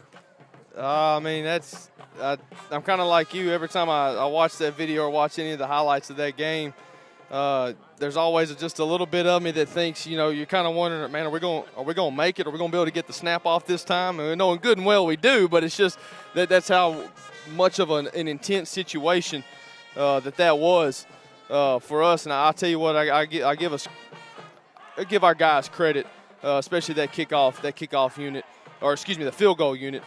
We had practiced it, every week, and a lot of us we would honestly joke around practicing because we're like, when are we ever going to have to kick a field goal to win a game? And little did we know it would be the biggest game at that time of our lives to win the state championship, the school's second ever. But I tell you what, just going back to that drive, thinking through that drive, I remember thinking to myself, if we can just get the ball one more time, and hats off to Devin Ball, Rodney Larry, they combined on that big stop on fourth down. That gave us the football back. And again, we as much as we stepped on our own feet, so to speak, that night in Little Rock offensively, specifically the offensive line. Credit Desark with the defensive line, the game plan they had for those guys. They kept us off balance all night. We were still able to find something. Big run by J.D. Carter, arguably one of the biggest scrambles in school history. And then he finds Alan Turner along the far sideline. Turner thinks he gets out of bounds. He doesn't. And so we're kind of jogging down the field wanting to get on the football, and you're thinking, okay, we'll call timeout. And then you realize we don't have any timeouts. And you go, okay, well, we'll spike it and stop the clock. We can't spike it. It's fourth down. I just remember looking over to my left, getting over the football, and here come my buddies, Laney, Caleb, Deverick. The field goal unit was on the field, and you don't really have time to think about what's going on. You just know you got to execute. And I tell you what, I credit JD. He gave me the signal, snapped it back there, and then the golden foot of Darius Dixon punched it through. And I tell you what, the feeling you feel after something like that, you work all those, not only just the 15 weeks, but just your entire career to have an opportunity to win a state championship and to do it in that fashion, it was something special and will be something I won't soon forget. Well, I like to quote a man that's up here tonight, Wall of Honor inductee, Mr. Sean Enos. He said that last drive put to sleep two things that always Junction City criticized about. They didn't have a 2-minute offense, couldn't throw the ball. We proved we could, and we had a kicking game when it mattered. It was great to go back down memory lane there. That is probably one of the plays never to be forgotten. And right now, as we turn our attention back to the field, the sound of the border town getting ready to kick it in gear. And I'm fixing to turn it over to the man who I'm going to go ahead and tell on him wanted to be a kick returner, but Coach Brad Smith said it ain't happening. Mr. Jacob Pumphrey. Take it away, Jacob. Yeah, we'll hear from the sound of the border town. 7.5 minutes to play, remaining in halftime. Score Junction City 32, Camden Harmony Grove 14. We'll keep it here. We'll let you listen for the first time here in 2018. The Mighty Dragon Marching Band, a.k.a. the sound of the border town.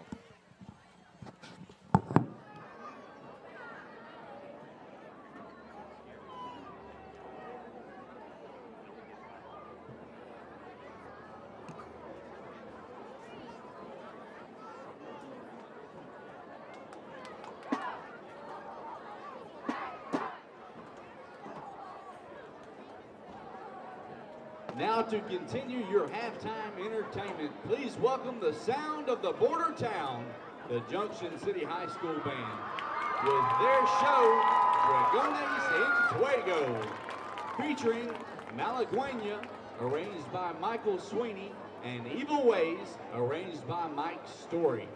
Drum major, is your band ready? The field is yours.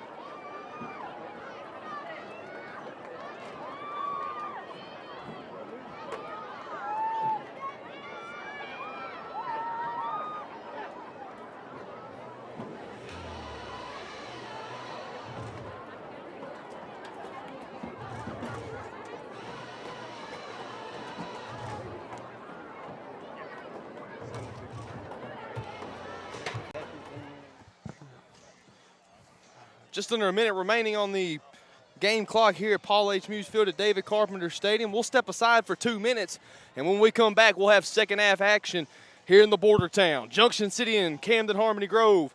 This is Junction City football exclusively on the Dragon Sports Network and 101.5 The Hog.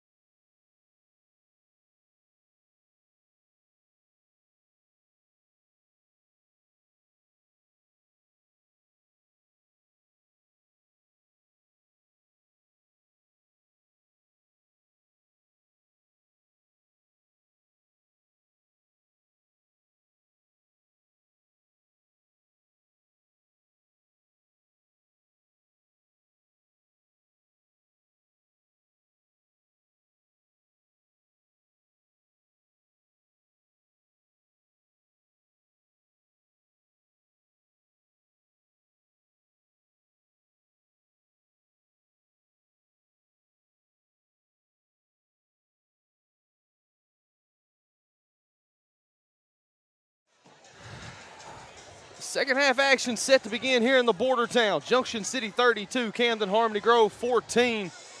It's the interclassification tilt here at Paul H. Muse Field at David Carpenter Stadium. Class 2A, number 2 Junction City out to an 18-point advantage over the Hornets.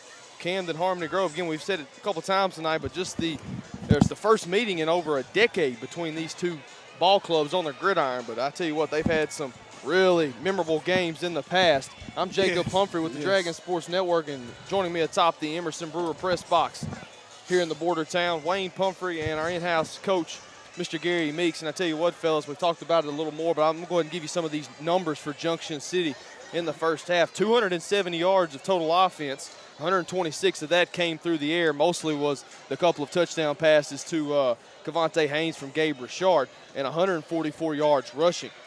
Richard's 4 of 11, 126 yards, 2 touchdowns. On the ground for Junction City has been Dante Gibson. He's been the bell cow so far for Junction City. 15 carries, 109 yards, and a score. And Jakyron Cook, he's toted it 9 times for 35 yards, and he's found the end zone once. Haynes has 2 receptions for the Dragons, totaling 74 yards. He's found the end zone. And then Brady Hutchison, 2 catches for 52 yards and a score as well.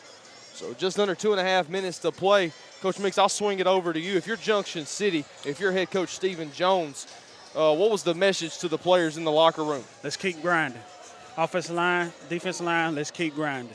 Offensively, they want to get the ball back and have those big guys grind on those smaller guys for Harmony Grove's defensive line up front. Defensively, you want to get them in a 3-and-out real quick, get the ball back and score. So I bet you his halftime message was let's keep grinding.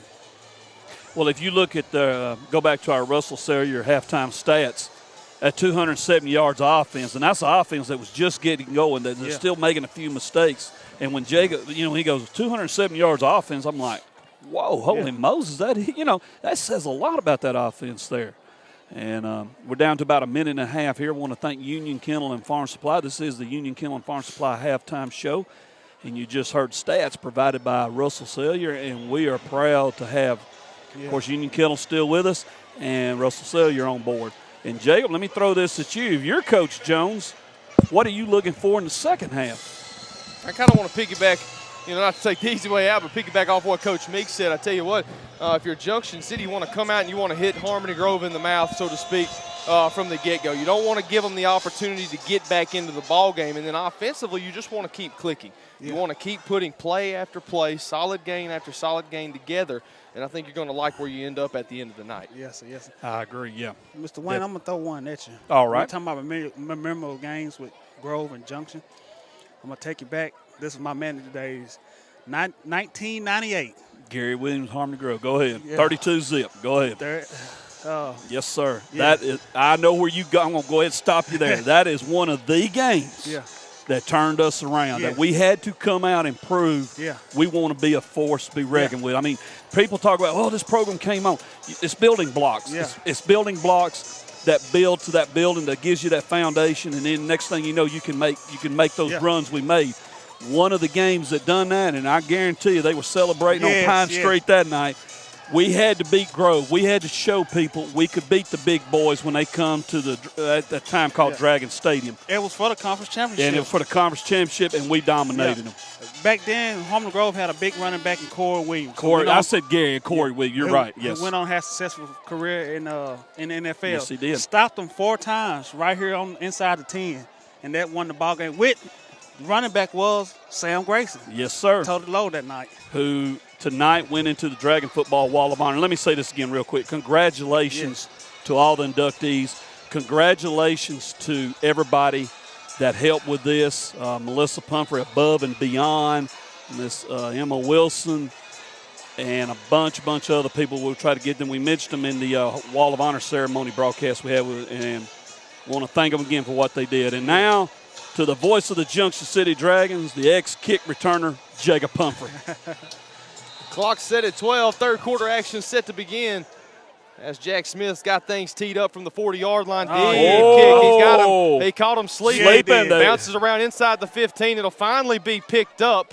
That'll be Falls. Now he's going to have some running room, and he'll be wrapped up and tackled and dropped down. Not before he gets across the 30-yard line. It'll be pretty good field position for the Hornets here to start the third quarter. Yeah, he caught Grove slipping right there. Yeah. Well, I can tell you, I'm going to tell you a game we don't want to remember against Grove from my sophomore year. Ooh, okay. Anyway, hey, that's how we're going to do that one. That was the headphone game. I remember that. Oh, boy. Yeah. You try and get people mad up here now. Twin receivers to the right of the formation. The Hornets have it 1st and 10 from the 33. They give to Arnold, really nowhere to go. Great contain, like you said, Coach Meeks out there on the edge. Tanner Barnett on the scene.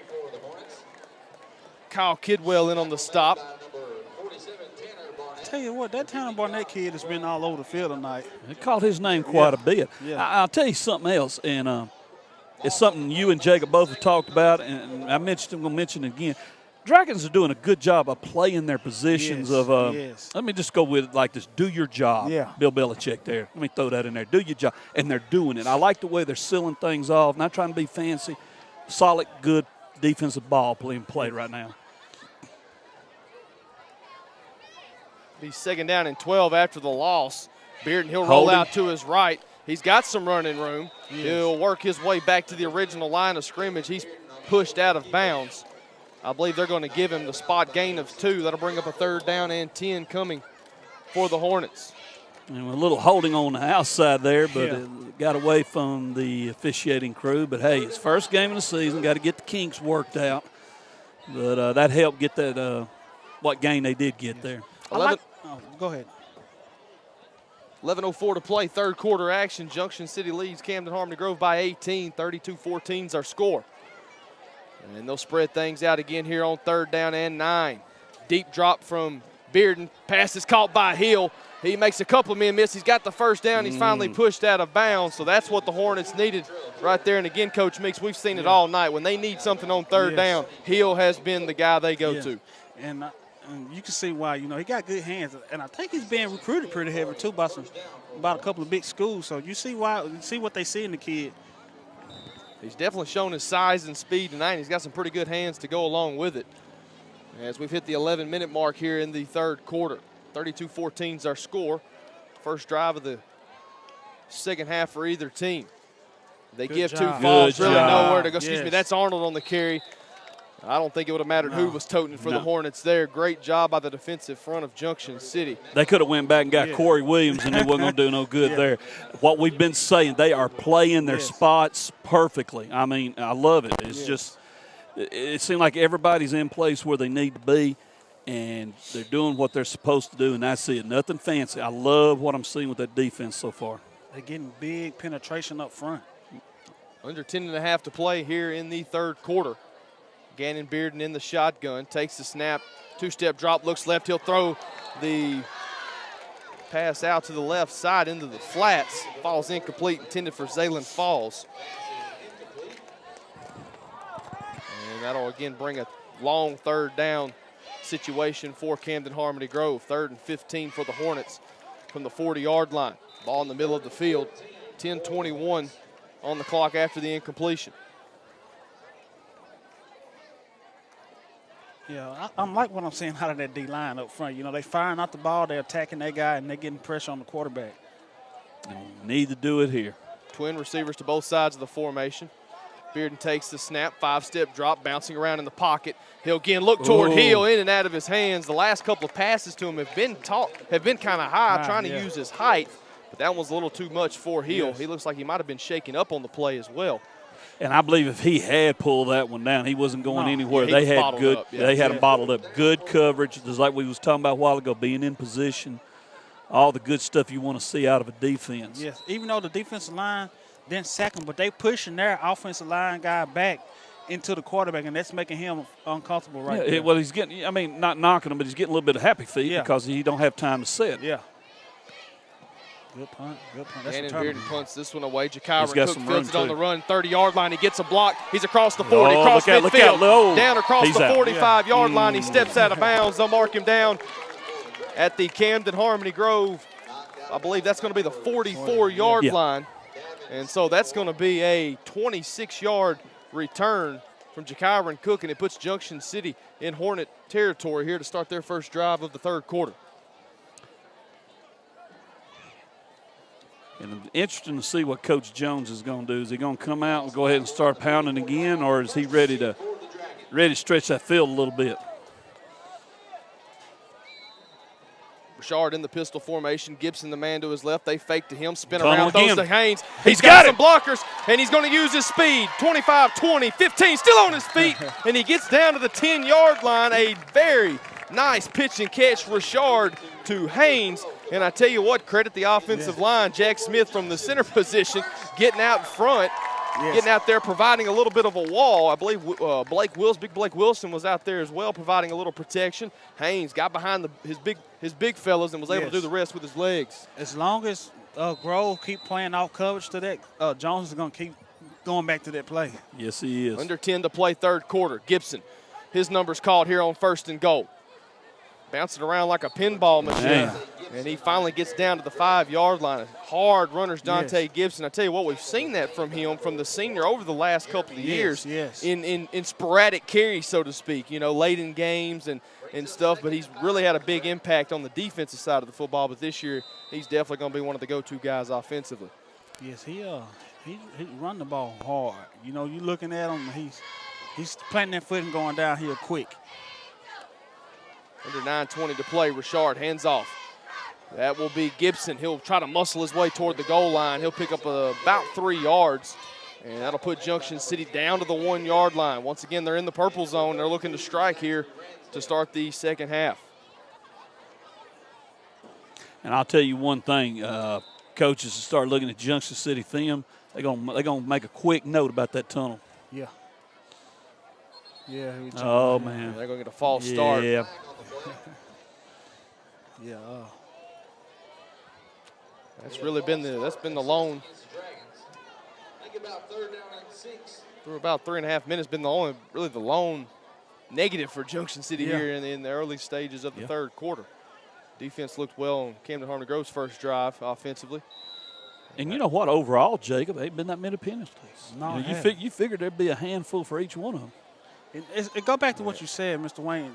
Second year in Jones system, last year we had a lot of penalties false start. You know. Yes. You know, the second year in the system. Hey, you got it down. You got your timing down. So it's less penalties. And I think a lot of that had to do with wanting to hurry up. Yeah, and wanting to You get know, out yeah. there going quickly. Now, Yeah. Junction City, they've shown tonight that they want to hurry up, but it's not been as like it was Yes, last year. yes. But that doesn't mean that 3-4 weeks into the season we won't see that same quick hurry up offense the Dragons And we- displayed last year. We got a 4th down here, and let's Fourth down and goal, really Oh, nowhere man. to go. Yeah. Gibson was stopped on the carry on 3rd down, and he's There was nothing caught happening from there. behind here on 4th down. Really couldn't even get back to the line of scrimmage. Yeah. And so And give Grove credit, man. That was a good stand for them. that's a big play defensively Big for that bunch because they're Yes. still just down 18. A lot of football left to play here in the Bordertown tonight. Granted, they'll be playing out of the, so to speak, the shadows of their own goal post. We got an injured Dragon coming I off. believe that's the field. Gibson. His Yeah. helmet Yeah. come off when he hit the ground, but it looks like he might be holding his right shoulder. Yes. Ball be spotted at the 10-yard line, the 1st and 10 for the Hornets. And We'll athletic keep an eye trainer on him, Charlie yeah. Wardlaw helping him off the field. The Dragon defense heads back out. Hornets will have it 1st down and 10 from their own 10-yard line. Again, to work out of the double twins formation. Man in motion, that's Falls. They'll pitch to him. Ball's on the ground. And now it's going to be, he's bouncing around. He's getting some running room. He makes another man miss. Now it's going to be a foot race. Hutchinson, one man to get him. Stops. Still on his feet at the 40. Got and him out of finally- bounds. Finally pushed him out of bounds. What appeared to be a broken play as Falls fumbled the speed option pitch. Yeah. Worked his way back around the end zone. And then about 45 yards later, they got good field position for the Hornet offense. I want to tell you what, him and Hill, Yeah. I believe them two can turn out a light and jump in bed before it gets dark. Yeah. They can move when they got to move, and he was moving. I just knew that we had him back here for a loss and possibly get the ball back ourselves. Yeah, caught timeout because we ain't lined up yet. Under 7:40 to play here in the 3rd quarter. 32-14 is our score. It'll be a quick pass. It'll be the bubble screen. That's Falls. That's blocking the back. Yeah, we and I got believe that's they're going got to to call come. it still Yeah, on they're his gonna feet. call This that one back. won't count. No. At least it shouldn't. It shouldn't count. As Fall, I tell you what, Man. Junction City definitely got to keep an eye on where Falls is at any time. Definitely an explosive playmaker for that Hornet offense. And like Coach Meek said, like we was a little off kilter there. We wasn't quite ready. And I was surprised Harmony Grove appeared to be ready, but they kind of waited like till we got set. But the good thing is we're fixing to back them up here. Yeah. Blocking the back. Blocking the back, that was on a 1st down play. So that'll put the Hornets behind the chains. Here with 7:24 to play in the 3rd quarter. For those of you just tuning in, this is Junction City football exclusively on the Dragon Sports Network, brought to you via our web stream, cast on Ustream, as well as on the radio through 101.5 The Hog. 7:20, clock rolling. It'll be 1st and 25 after the penalty. Pistol formation, they'll give to Falls. Nowhere job. going. Kyle Kidwell, big number 50 in there on the stop, tackle for a loss. He'll drop him for a loss of 2 yards. Oh, coach. Ball spotted on the 25-yard line. And the ball will be spotted on the near hash, 25-yard lines. Hornets moving from right to left. Under 7 minutes to play. Dragons on top by 18. 32-14 is our score.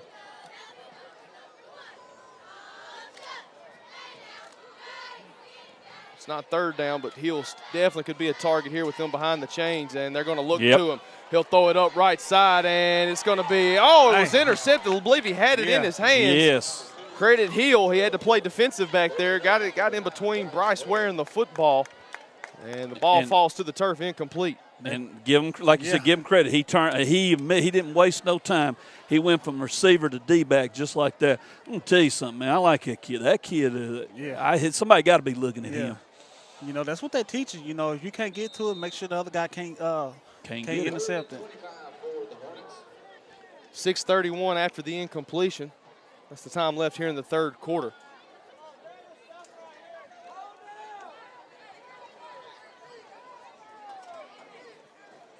Shotgun formation for Bearden. He'll take the snap, He's being pressured he's from the wanting right it. side. He's going to keep it.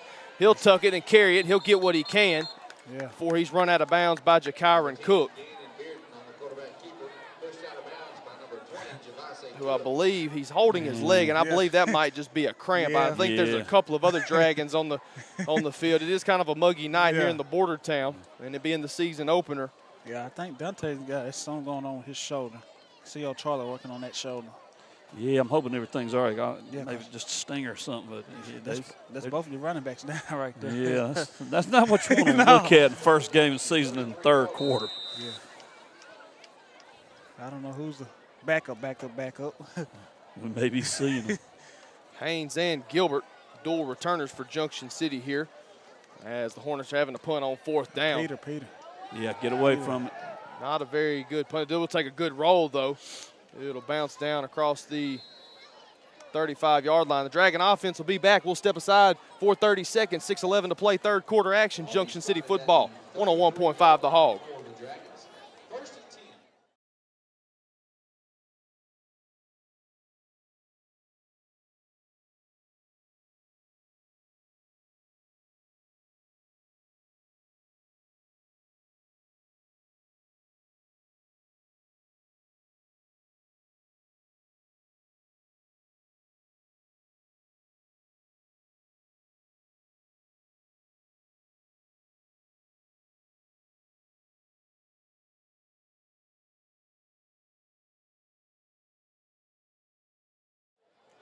And we're back in the border town. Junction City with the football, 1st and 10 from the 33-yard line. Richard, he'll pitch it to Jakyron Cook. He had a little bit of running room around the right side, tried to cut it back up toward the middle of the field, and was stopped after a minimal gain. He'll pick up about 2, bring up a 2nd down and 8. And it's interesting to see that this offense can kind of get back and groove. Like I said, first game of the season, and overall, when we was talking about the first half, we rated it as, everything went good. You got an 18-point lead and all. You want to see this offense keep going.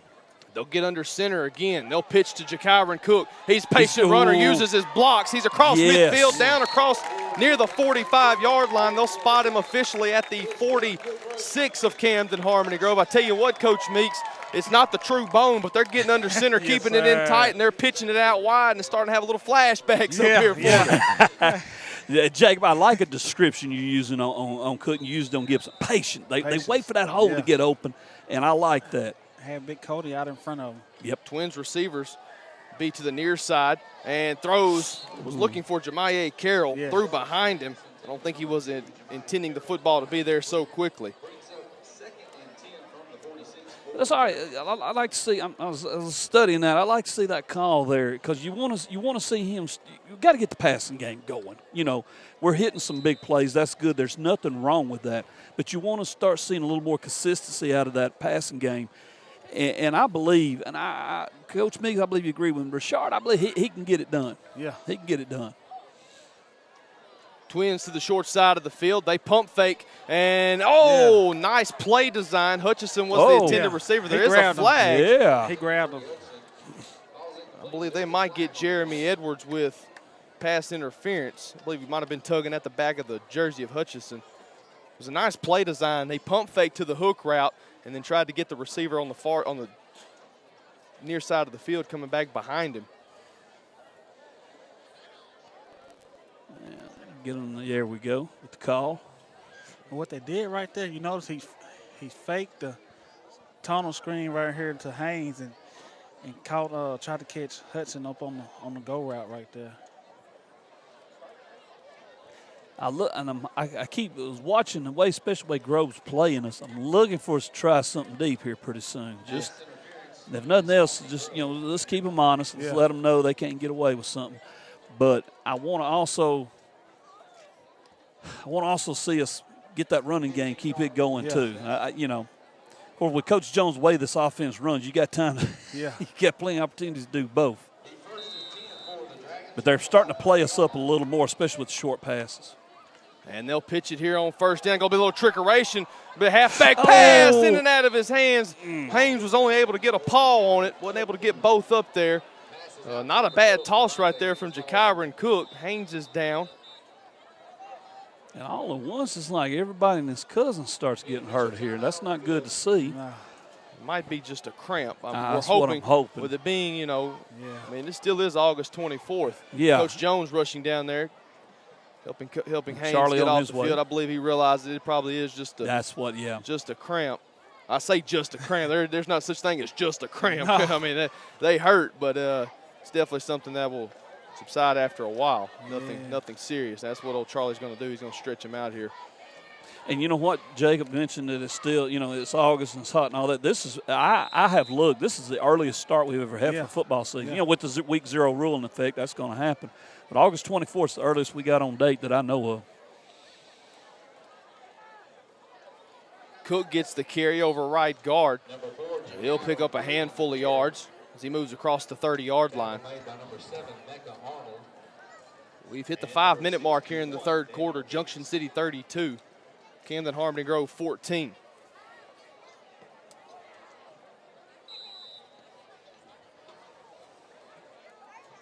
Dragons will operate out of the pistol here on 3rd down and 7. Receiver to each side of the formation. They fake Richard. He'll roll out. He can run if he wants to. He can run if he wants to. He'll decide to throw it incomplete. No. And that pass falls on the turf. I tell you what, Richard had the first down if he decided to just keep it. Yeah. That's something that'll just come with more experience. He'll realize, hey, just trying to keep the drive alive. Can't blame the guy for wanting to try to toss it, get it to some of his playmakers, but he's got to realize he's back there. He's a playmaker as well. Yeah. And a good point. That is one more thing in his maturation that you want to see. Hey, I can make the plays too when I got to. And the opportunity was there because he could have coasted up to the first down. So Junction City going for it on 4th and 7. Ball at the 26-yard line. He's going to pump fake. He'll throw it up the right side, and the pass is out of bounds. Falls incomplete. And so Junction City will turn it over on downs. Promising drive ends in a turnover with 4:36 to play here in the third quarter. Junction City 32, Camden Harmony Grove 14. And let me mess with Coach Meeks now for a little bit here. He was wanting to talk about that 98 game. How about 2006, the credit card game with Harmony Grove? Yeah. I got a trivia question for you. When they started ejecting Junction City fans, who was the first one that got the privilege to leave? Rodney Larry. I was over there videoing, and I mean, when they started. One by one, and Pluck was first. Yeah. 1st and 10 for the Hornets. Bearden takes the snap. He sets his feet, and again, he eyed Hill the entire way. Yeah. Luckily, that one fell incomplete for the Hornets, but he knew who he was going with way before the snap. And I think if he'd have caught, you see he pulled up right there. Yeah. I think he seen number 4 right in front of him. And then the plays right there, you tell the quarterback, don't you ever do that again. Well, it's that slant. That's what they were looking at. And I tell you what, y'all, we got another. Well, he's coming off the field. It's cramps. It's cramps. They're calling a timeout. Let's step away for 30 seconds. You're watching Junction City football on the Dragon Sports Network.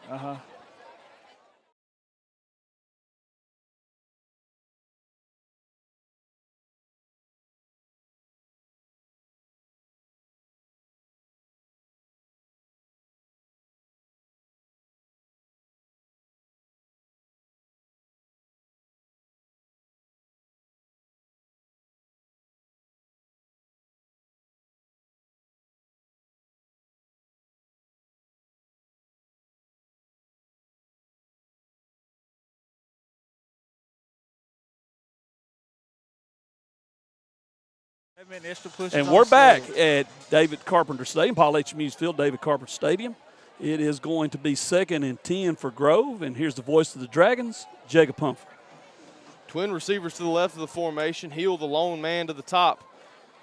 They'll keep it on the ground. Arnold, he bounces around at the line of scrimmage. He'll kick it out toward the right side. Got some running room, including the first down. Give him credit. And a flag to go with it. That's going to be a cheap one. Junction City, a little contact out of bounds. Gilbert, not enough to do any damage. Nobody's hurt, but still contact out of bounds. They're going to tack 15 on to the end of that one.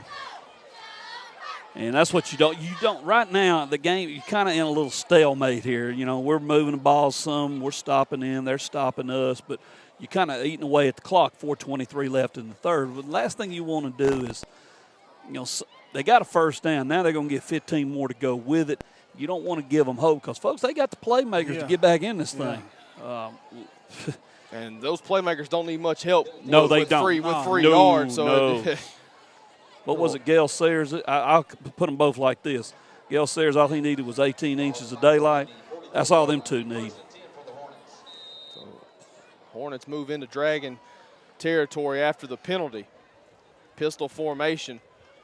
I believe that's going to be Arnold. He's behind a couple of blockers. He's still on his feet. That's a 15-yard plus gain. Good It's run. a first down. It'll reset the chains for Harmony Grove as we near the 4-minute mark here in the third quarter. Stop made by number 9, Bryce Ware.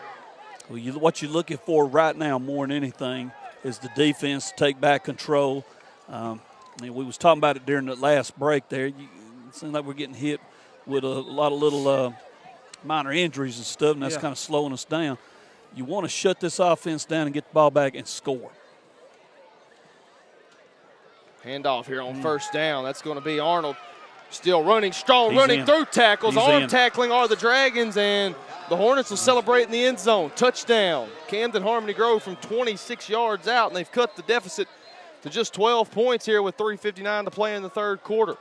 And we got another Dragon Got down. a Dragon down on the field. We'll go ahead and step aside for 60 seconds.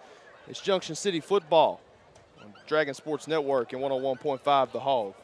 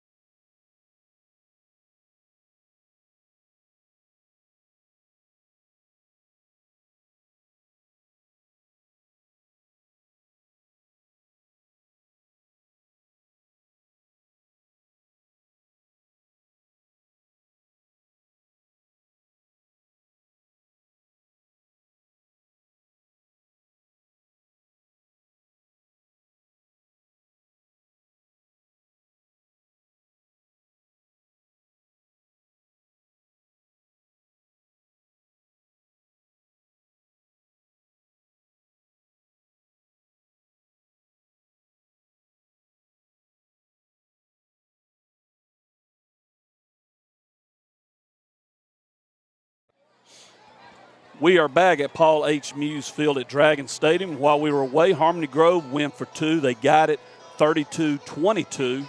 And all at once, things got interesting here at the Muse real fast. Junction City kind of was just talking about during the break here. Quite a few little injuries kind of popping them right now. And Coach Jones kind of talking to his team and got some guys you got to put in there right now and play. Of course, it's the first game of the season, and you want to see if you can get everybody in you can, see what they can do. And Harmony Grove getting ready to bring their kick unit out, and now I'll turn it over to the man that knows the words, all the words, ladies and gentlemen, to the Ballad of Curtis Lowe, the voice of the Junction City Dragons, the one and only Mr. Jacob Pumphrey. 3:59 to play, third quarter action. As Wayne just mentioned, an 18-point lead has now been trimmed to just 10. Here in the waning moments of the third quarter. Gannon Bearden has things teed up from the middle of the field, 40-yard line. It's going to be a line drive kick. It'll bounce around at around the 20. It'll be fielded on the run by Jakyron Cook, and he's got daylight and green grass. Makes two men miss, still on his feet, cuts across the green, finally tripped up.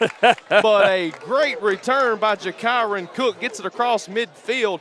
And Junction City's offense, led by Gabe Richard, they'll set up at the 47-yard line of the Hornets. And we have a man down on the field, and while we do, we're going to step out for 30. We will be back. Junction City Football on the Dragon Sports Network.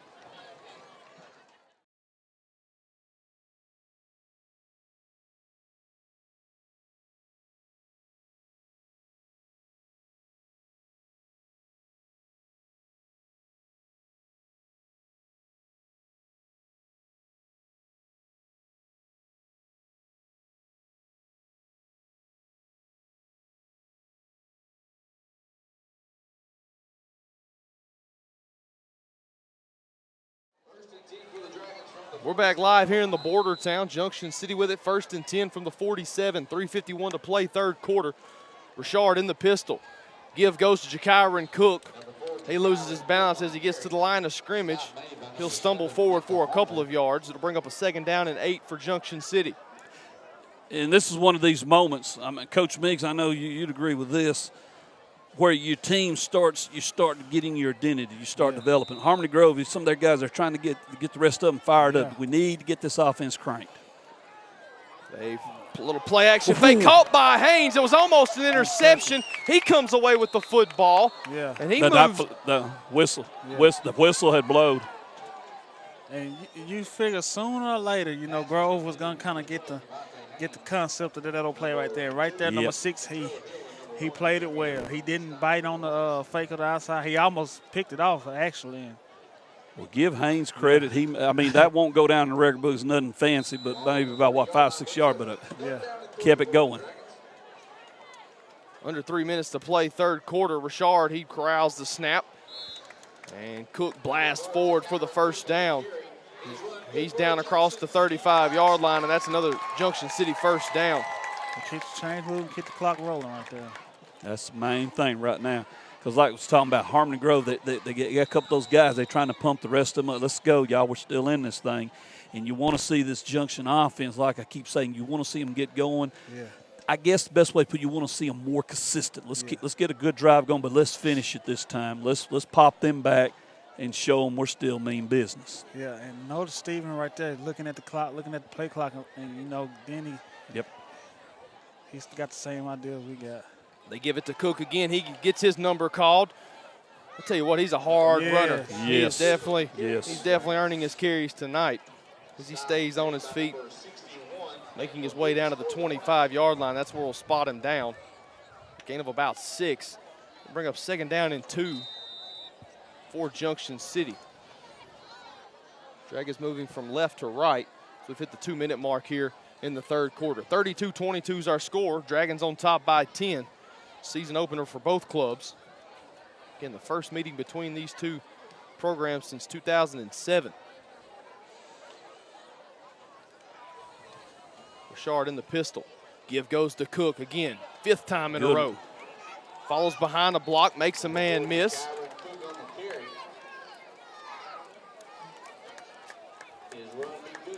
I'll tell you what, Coach, makes credit. Adonis Jones right there, sophomore offensive lineman, getting out there and kind of creating a little running room for Cook. He's one of those kids you're glad they started at charter. Yep. Glad to see him in a Dragon uniform. I had this group, which I'm going to break on that when we get a break and talk to you about this class right here. Okay. Yeah, I would say there's some of your guys here too you work with. Yeah. There's some, Gabe, when he moved down here, never played Pee-wee ball, never played ball at all. We was at Pee-wee practice. Cook gets the carry. Still churning his feet. He's down inside the 10. Good, solid running. And a nice job by Jakyron Cook. That'll give Junction City. He's near the 1st down. I believe that could reset the chains. If so, it'll give them a goal-to-go opportunity. Yeah. Here with a 10-point advantage and just under 70 seconds to play in the 3rd quarter. Yeah, Jones using that time wisely right now. Run good for a Junction City 1st down.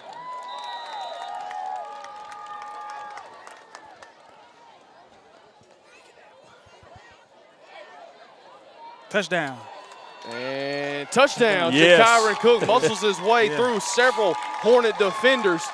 And the lead is back to 16, 38-22 with 58 seconds to play in the 3rd quarter. The Dragons are on top. I believe it looks like they'll try the extra point attempt here. And we got a couple more guys. It seems like it's just hitting us all at once. Like that's what I was watching a while ago and scored a touchdown. Man, how many more people we got coming off field? And it's like Jacobs talked about. It's hot. Yeah. This is the earliest start we've ever had for football. You know, August 24th. So yeah, I guess we're gonna see a lot of it. Dragons gonna go for 2 here. Richard hit after whistles. After the whistle. So there are whistles. There's a flag on the play. We'll see what the call is. And I know the young man heard the whistle because he was pulling up, but he still kind of threw a little shot in there. And it's against the Dragons. So false start backs Junction City up. Ball will be spotted at the 8-yard line now. So that's where they'll try the 2-point attempt here with a 16-point advantage, 58 seconds to play here in the third quarter.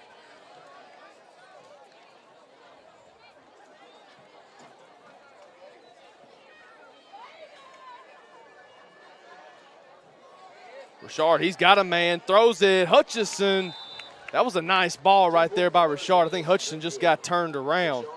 Pass falls incomplete. Timeout on the field, 38-22 is our score. We'll step aside for 30. This is Junction City football, 101.5 The Hog.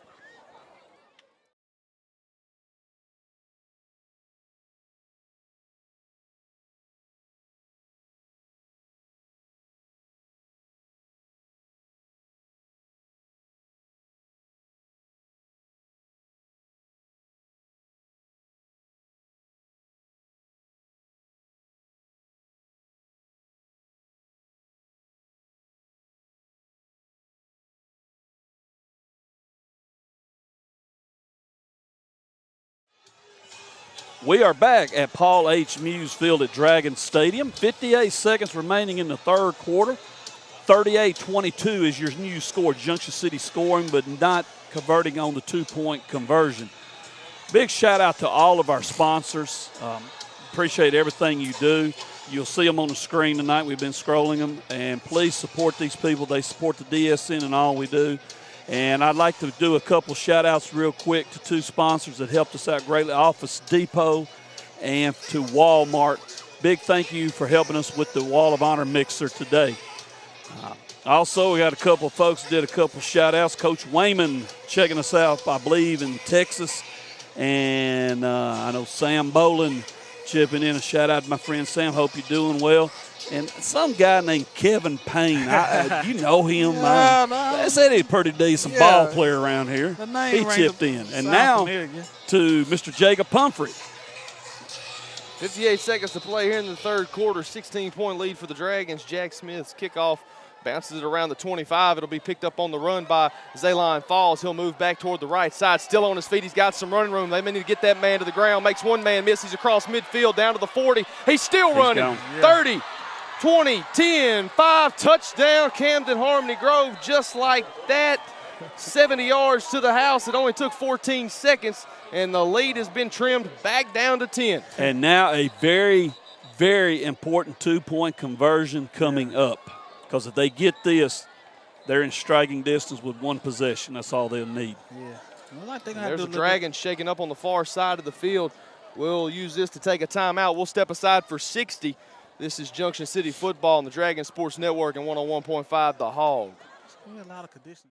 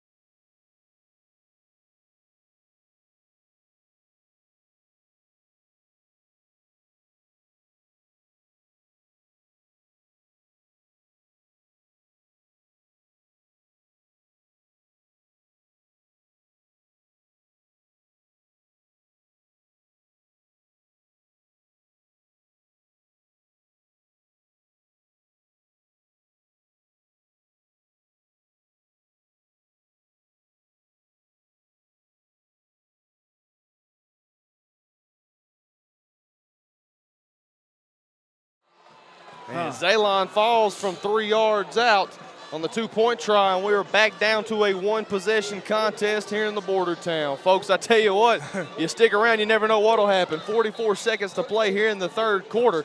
Again, another Dragon shaking up. We'll go ahead and step aside for 30 more seconds. This is Junction City football on 101.5 The Hog.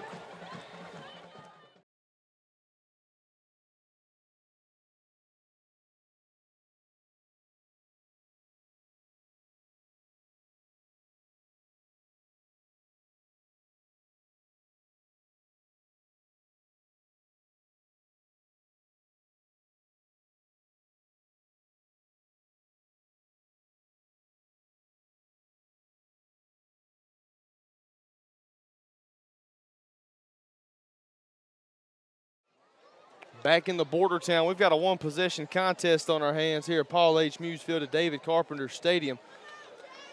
And probably the busiest man here in the third quarter has been head athletic trainer Charlie Wardlaw. I tell you what, he's made more trips back out onto the field than both teams' offenses and defenses combined.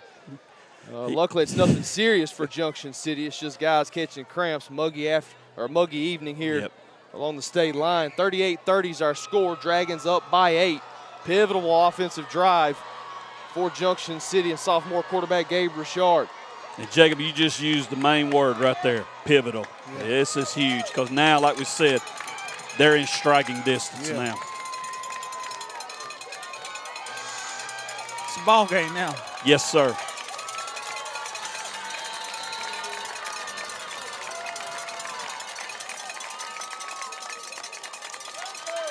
Gannon Bearden set the kick off. Again, 44 seconds remain here in the third quarter. Hornets trail by 8. It'll be a high kick. It'll be fielded by Cavante Haynes at about the 13-yard line. He'll move toward the right side, tries to spin out of a couple of defenders, and falls forward just shy of the 30-yard line. They'll mark him down at about the 28.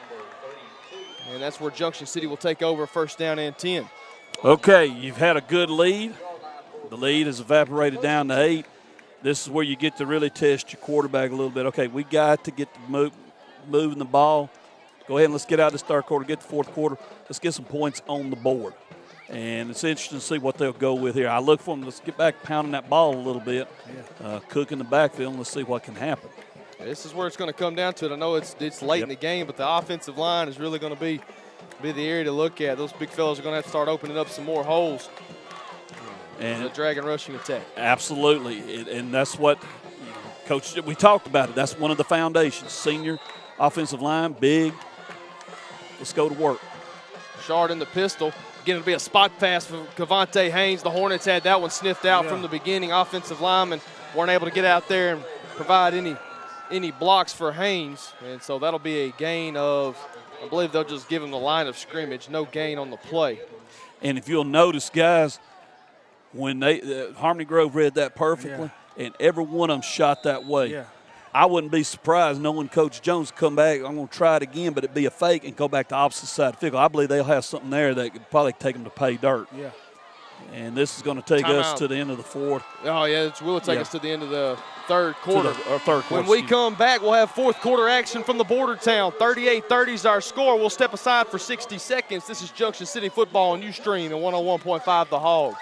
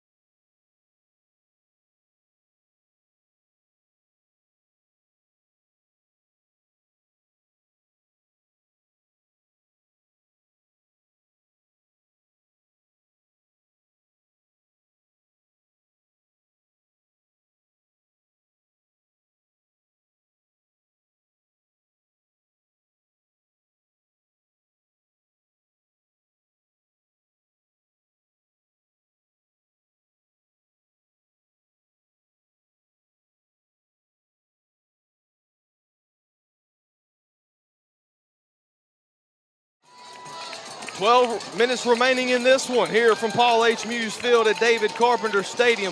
Junction City 38, Camden Harmony Grove 30. And it's Dragon football here. Second down and 10 from the 28-yard line. They'll be moving right to left as Gabe Richard operates out of the pistol formation. They give to Jakyron Cook. He'll work over the left side. Bounces out of one tackle. He'll be corralled just shy of the 35-yard line. It's fourth down. But that'll bring up third down. Oh, third down? Okay. From the 35-yard line. You call it a long 5. Call it a long 5 here for sure.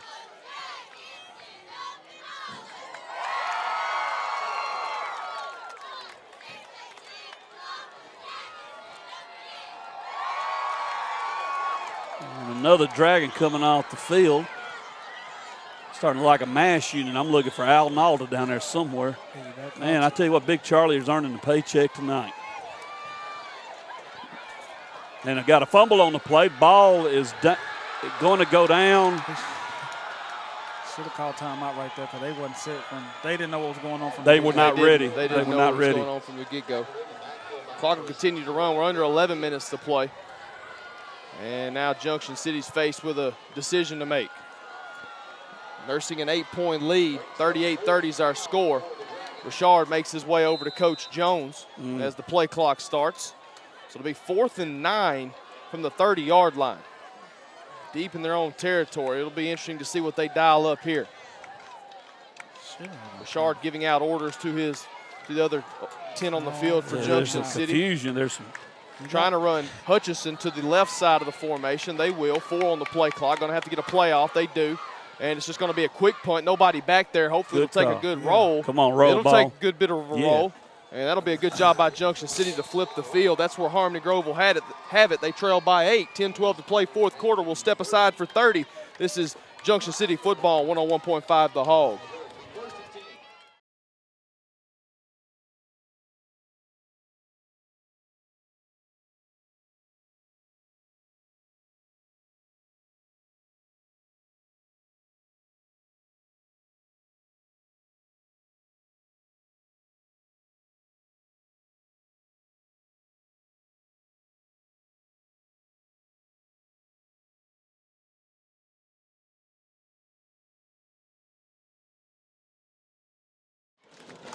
And the Muse has come to life. 10-12 to play, fourth quarter action. Harmony Grove football, they trail by 8. They're going to keep it on the ground. They're going to work over right side, and that's a big gain. It'll be about 14 yards on the carry. That's Arnold with the tote. Lucas carrying the football for Harmony Grove on that play. He moves across the 45-yard line. They'll mark him just shy of the 49, and they're knocking on the door of Junction City territory. And a gentleman has sauntered into the Muse tonight, eased in here, and his name is Momentum, and he is hanging out with Harmony Grove right now. Uncle Mo is definitely on the far sideline as we're under 10 minutes to play. Pistol formation, Bearden takes the snap.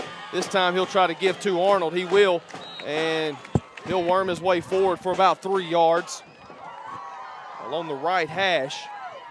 Now, I was thinking about something Coach Meeks, Jacob, had said earlier, and he was talking about getting us to fall asleep on defense and a quick strike to either Hill or number 9. I can't even remember his name now, or that may be what I'm thinking of. But anyway, my point is this. Look for Harmony Grove. They're getting the ball moving on the ground. Way Coach Ernie's calling this game tonight, he's liable to go deep on us anytime. Yeah, he is. You got to find where Hill's at. He's one of the twins set on the bottom of formation. Again, speed sweep to Falls. He's got the corner, big block on the edge. He'll pick up another first down. And so Uncle Mo definitely hanging out with the Hornets right now. That's another first down. Chains will move as we've hit the 9-minute mark here in the fourth quarter. The Hornets trailing 38-30.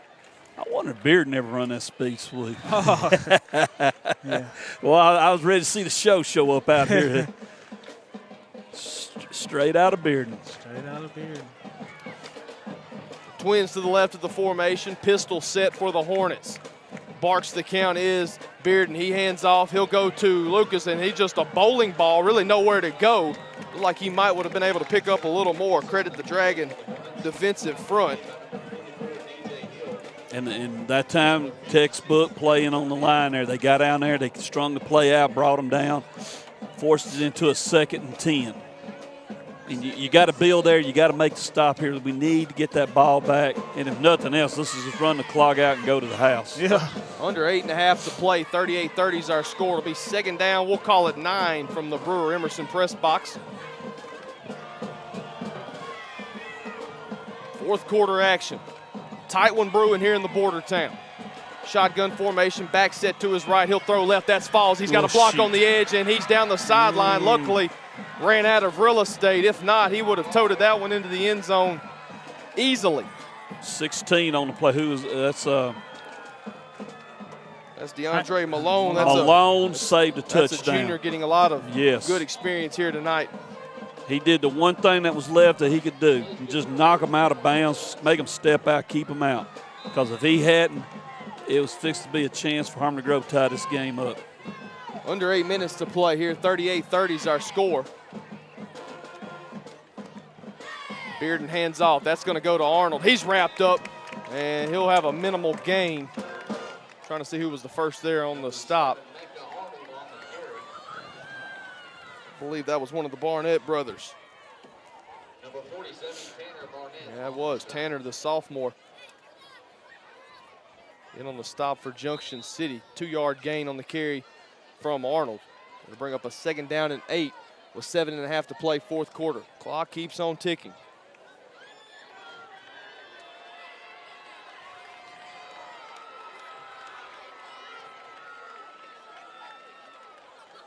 Shotgun, time to throw over the middle. Wide open. Touchdown, Ouch. Camden Harmony Grove.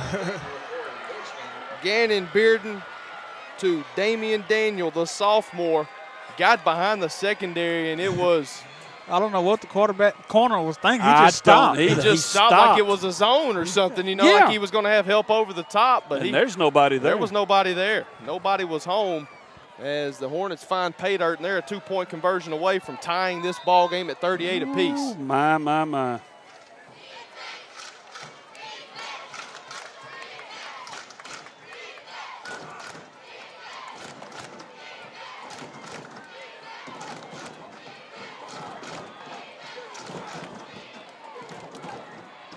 They're going to fake the snap. Powers forward. Stop that I thing. don't think. He didn't no, get it. no. He is short, and they will not convert the 2-point try. So Junction City with 7:15 to play. They come up big on the 2-point attempt. 38-36 our score.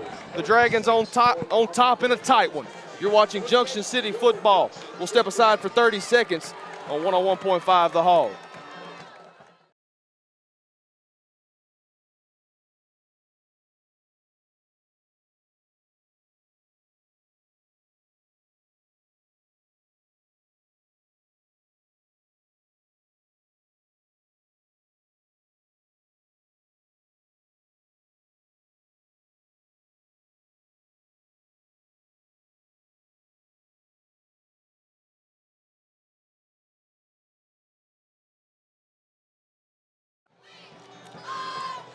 $7:15 to play, 4th quarter action. 38-36 is our score here along the state line. Junction City and Camden Harmony Grove in a tight one. Dragons by 2 as Junction City set to receive the football. And I tell you what, Coach Meeks, you don't want to pull. You don't want to pull your foot off the throttle. No. But then again, you haven't had much success offensively here in the second half. So, you need something different to shake out. But at the same time, you only got a 2-point lead, Yeah. So definitely going to be interesting to see kind of how the play calling goes here in the last 7.5 minutes of action.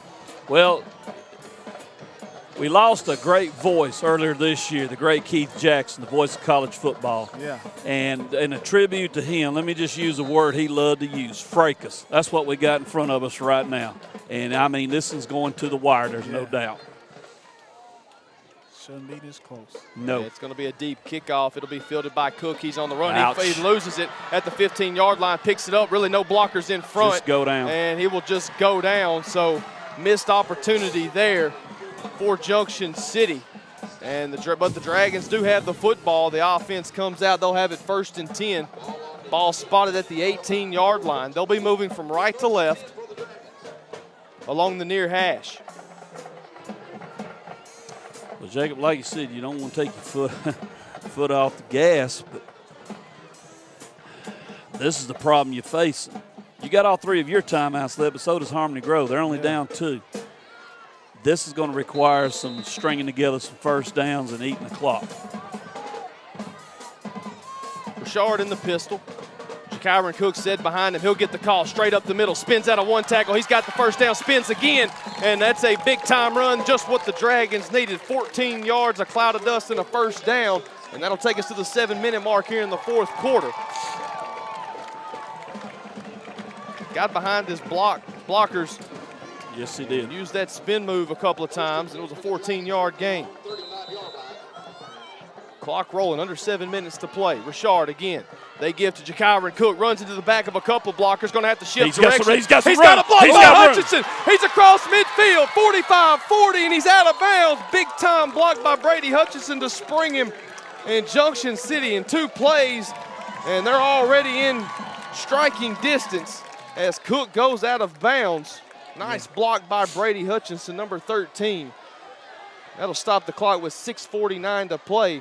If you're just joining us, Junction City 38, Camden Harmony Grove 36.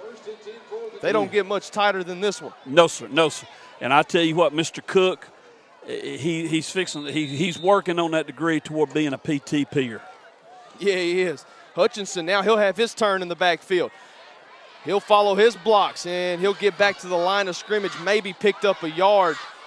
And I didn't hear whistles. Heart kind of dropped down for a second. But I was like, well, they did blow the play dead as the ball came loose. And really was green grass in front of him. You had the high tides. We got us an outlaw song. I'm going to give him a 9.5 on that, Coach. That was pretty good. Yeah. A little Southern Rock reference. Yeah. And we had somebody wasn't ready to. Play was blown dead. They're running players out onto the field. 15 seconds on the play clock. We've hit the 6-minute mark of the 4th quarter. It'll bring up 2nd down and we'll say 9. Yeah. As Richard barks out orders to the line of scrimmage. Again, they'll give. That's going to be Jemiah Carroll. I tell you what, Junction City has, I don't want to say the bottom of the barrel because Carroll is a playmaker in his own, but he's definitely not one of the top couple of guys to go to rushing the football. So it's definitely going to have to be done by committee tonight. Yes, it is. And the main thing here, I know it's, is the clock is still running, but you really got to convert this 3rd down here. Third down, and we'll call it a long 7. Long 7, yes. All timeout. Wow. Junction City, both teams with all 3 timeouts left. Richard throws spot pass. Hutchinson, he gets a block. Upfield. And really nothing going there. He may have gotten 2 yards. That'll bring up a 4th down and a decision for Junction City as we near the 5-minute mark of the 4th quarter. I'll let the play clock run all the way down to 1 and call timeout. Yeah, talk it over. Because the guys they haven't even started the 25 yet. Just wait till they start it and then just let it run down. Because the guys are not in 4th down and They're 6. Not. You like to see Hutchinson just lower his head and go straight ahead. 4:50 on the play clock. They're going to keep it on the ground. Jakyron Cook back in the ballgame. He gets his number called. Nowhere to go. I'd say nowhere to go. He picks up 4 yards, but he needed 8, and that's a turnover on down. So decided not to call the timeout, and so now it's going to be on the shoulders of the Dragon defense here with 4:39 to play. Junction City turns it over, and they're nursing a 2-point lead here, 38-36. And what I was talking about, go back to it, Jacob. I'd like to see Hudson. He had the ball. He had a little bit of daylight there. It wasn't going to be a first down, but at least get what you could get, and it's a more doable 4th down. But that, now, like you said, it's up to the defense. Get the job done. Gannon Bearden in the shotgun. Motion man is Falls. They're going to pitch it. They're going to pass it to him. There's going to be a flag. Got a penalty. Flag. Might be a holding, but Falls, he's going to take it down the far side or down the near sideline, and he will coast into the end zone that should untouched. be coming back. Touchdown, Camden Harmony Grove, but we'll see where this one's at. And I believe that's about the only call that the White Hat can make in that position is a holding, and that's what it is. And so a collective sigh of relief for the Junction City side. Let me holler at Miss Pumphrey real quick. Get my hard medicine ready. I'm going to need it when I get home. I can tell you that right now. Good night when that guy gets the ball. I mean, you start just freezing like, what is he fixing to do? He shot through there, Coach Meeks, and down that sideline he went. Yeah. And we have to make this stand here because they're going to back them up. You're backing them up 15. They're going to start. Let's see where they mark it down at. What's that going to be? About the 18-yard line I'm looking at? About the 18. So you're looking at, 1st and 30. We got to shut this down right here. Okay, they're bringing it up now. They're going to put it on. It's going to be 1st and 20. The ball will be spotted about the 19-yard line. First down and 20 after the holding penalty. Pistol formation. Bearden takes the snap. Handoff, really minimal gain. Great job by the front seven for Junction City there. Samaje Livingston in on the stop.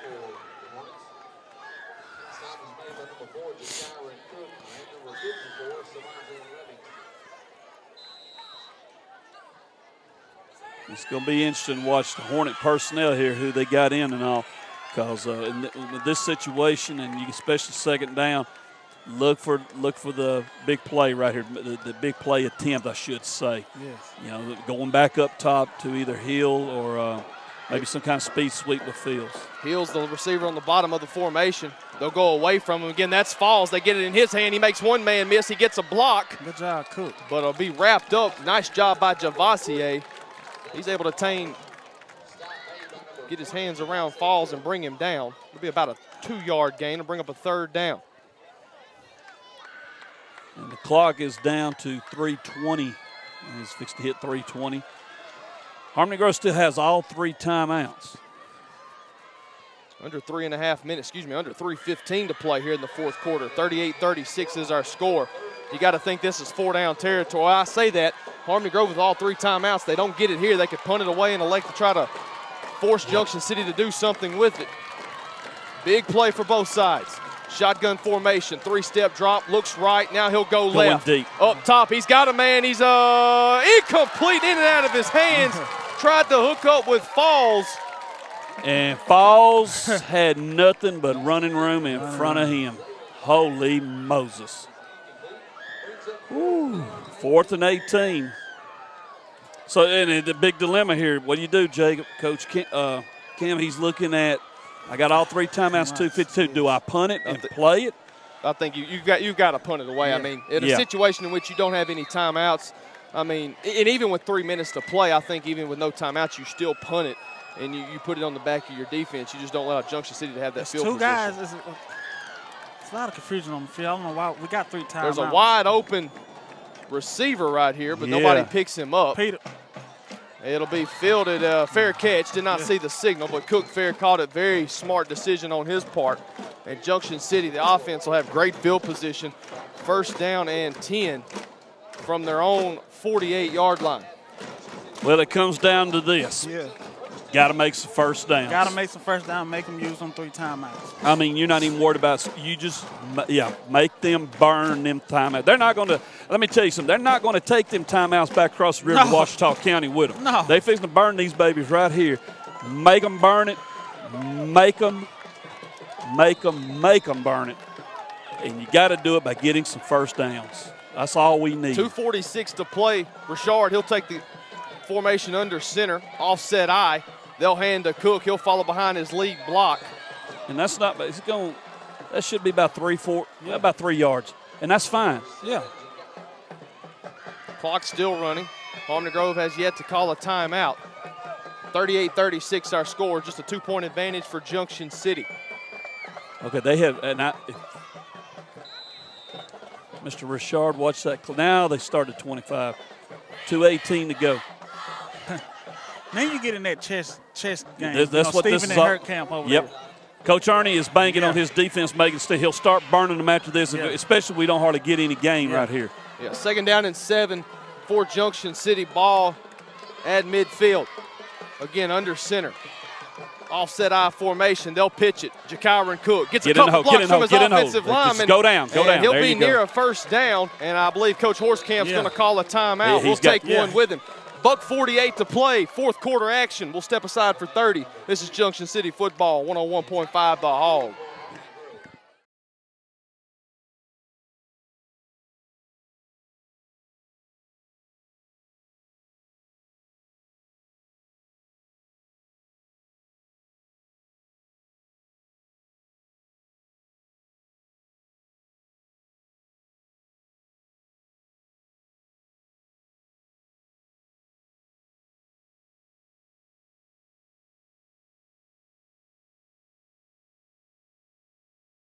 Him a quarterback sneak. Coming out of the timeout, 1:47 to play here in the 4th quarter. Junction City 38, Camden Harmony Grove 36.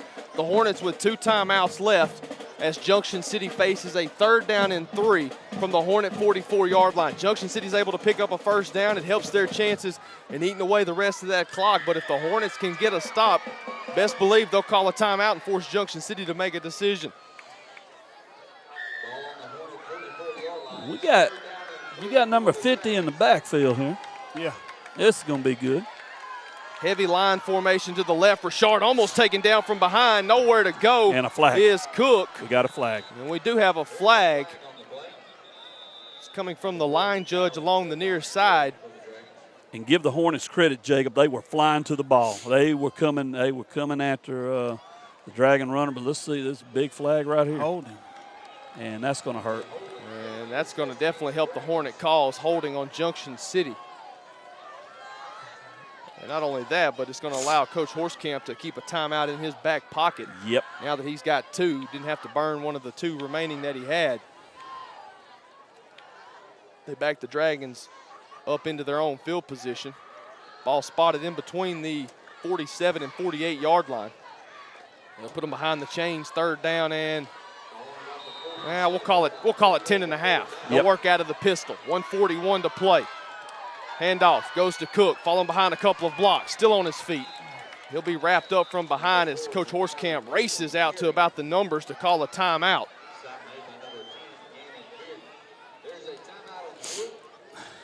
And Coach Horskamp pointing at the play clock. A couple of seconds might have went off after he had tried the initial timeout. I don't even think it moved. We'll keep it here. 90 seconds to play. 38-36 is our score. 3rd and 11. What do you do if you're Junction City? Field position. Field position. Field Actually, the clock, it's going to be fourth down. Oh, yeah, excuse me. I'm sorry. Fourth down. The clock, yeah. the score clock, everything on it's not in kilter. I tell you what, there's Coach Jones, I got a feeling, is going to try to settle it right here. Yeah. I think knowing his demeanor, I guess you would say, knowing how he is, I can't see, and he may very well go out there and punt it away. But the gut feeling is he's going to roll the dice and try to get that 1st down. And even if he don't, he's going to look at his defense and say, okay, one more stop, we'll take this W to the house. Twin wide receivers to the top of the formation. That's Hutchison and Haynes. Rashard to work out of the shotgun. Jakyron Cook set to his left. 4th down and 5. 90 seconds to play in this one. The Dragons 38, Camden Harmony Grove 36. There's the snap. It's going to be, again, a quick punt. Just gets over the top of the line, the heads of the linemen. It'll be picked up, and that'll run some time. That's and nowhere to go. Better. Hutchinson, big tackle. And that's going to give Camden Harmony Grove the football, but they're going to have to march 84 yards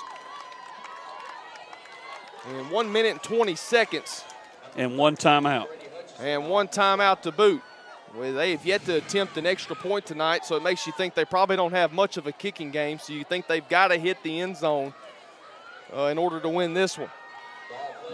But I tell you what, you've got number 2 out there, so you've got a chance. You got 3 out there as well. Did you have to mention him? I'm sorry. That's what I was sitting here thinking. When you said that, I'm like, don't mention, oh, man, that guy's scary. Here we go. 80 seconds left in this one, the season opener from the state line. They're getting rowdy here at the Muse. Going to be a quick pass to Falls. He's got some running room, makes 2 men miss. He gets along the far side, still on his feet, and he'll finally be tripped up and pushed out of bounds. Good night. And that'll help the Hornets. They won't have to use a timeout. And you're right. That's what you want right there. A nice run. Yeah, down to 1:08. But you still keep that one time. That one timeout still critical because you can play the middle of the field. And yeah, you get a 1st down, it stops the clock. But if you need to call that timeout, if you get in the middle of the field, big gainer, you got time to regroup. 1:08 to play, 4th quarter action. In the shotgun, Bearden. He looked left, now he'll Wide go open. right. He's got him in the middle. Oh, it's intercepted! Intercepted by Cavante Haynes. He's at the 40. Gets a block from Hutchinson, still on his feet. 20, 10. He'll take it to the crib. Touchdown, Junction City. Holy Moses. Oh, the guy we were worried about, Coach Meeks, wide open. I'm like, oh, no. And the man of the moment. saves the day. Bro, quarterback never seen Cavante sitting in the middle of the field. No, he did not. All he seen was two sitting right there wide open. And I am going to get the ball to hit. Whoops. I didn't see that guy. yeah, Oh, man. Now, we're still not out of the woods No, yet, no. y'all. We got to get this too. and remember they returned the kickoff return a while ago. Two-point Yes. conversion will make it a two-possession game here with 55 seconds to play in the fourth quarter. And Coach Jones is going to call timeout, talk things over. I We'll step agree. aside for 30 seconds. This is Junction City Football on the Dragon Sports Network and 101.5 The Hog.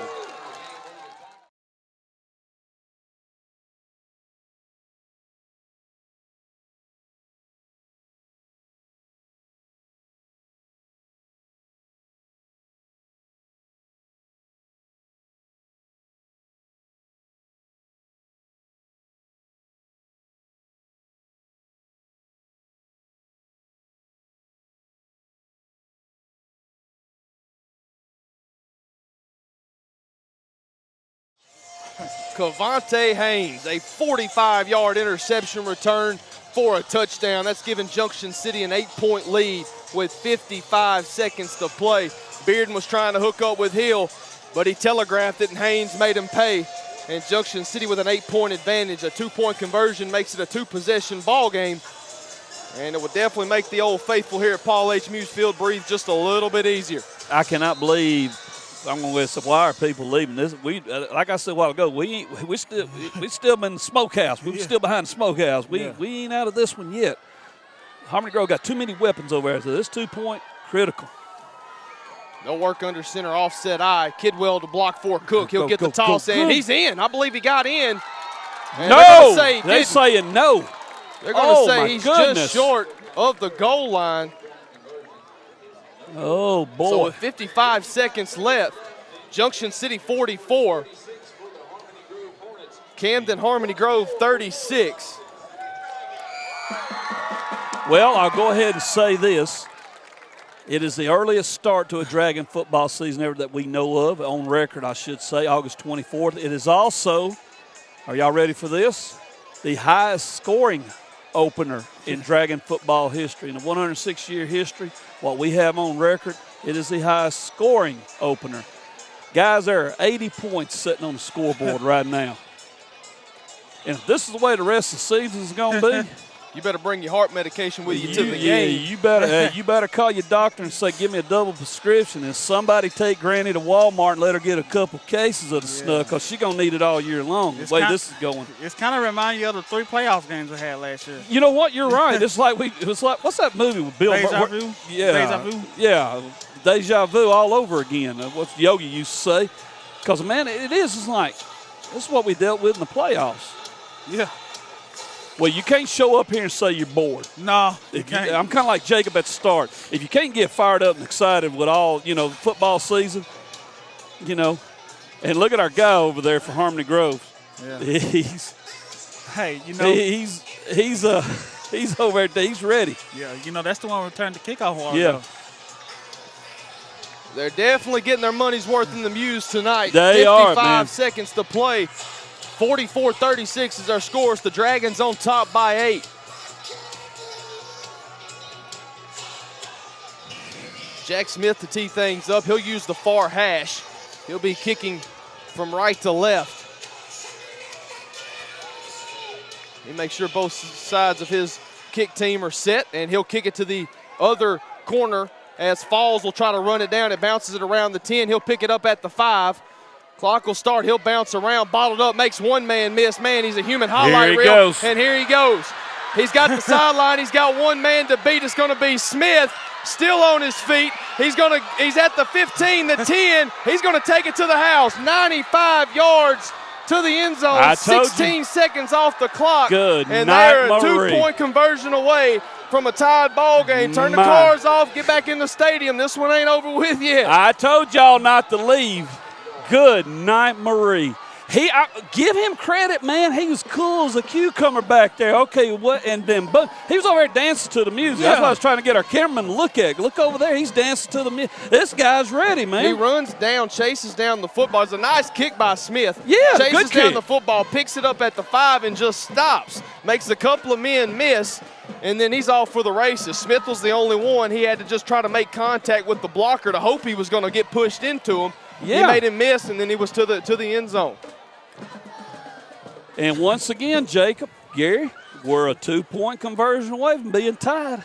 Big play coming up. Young man shaking up in the back of the end zone. We'll keep it here because this 2-point conversion will decide a lot. 44-42 is our score. 39 seconds to play in this one. And I believe that's going to be Falls. Yeah, they're getting that ready young now. man, I don't blame that young man. For what he's done tonight.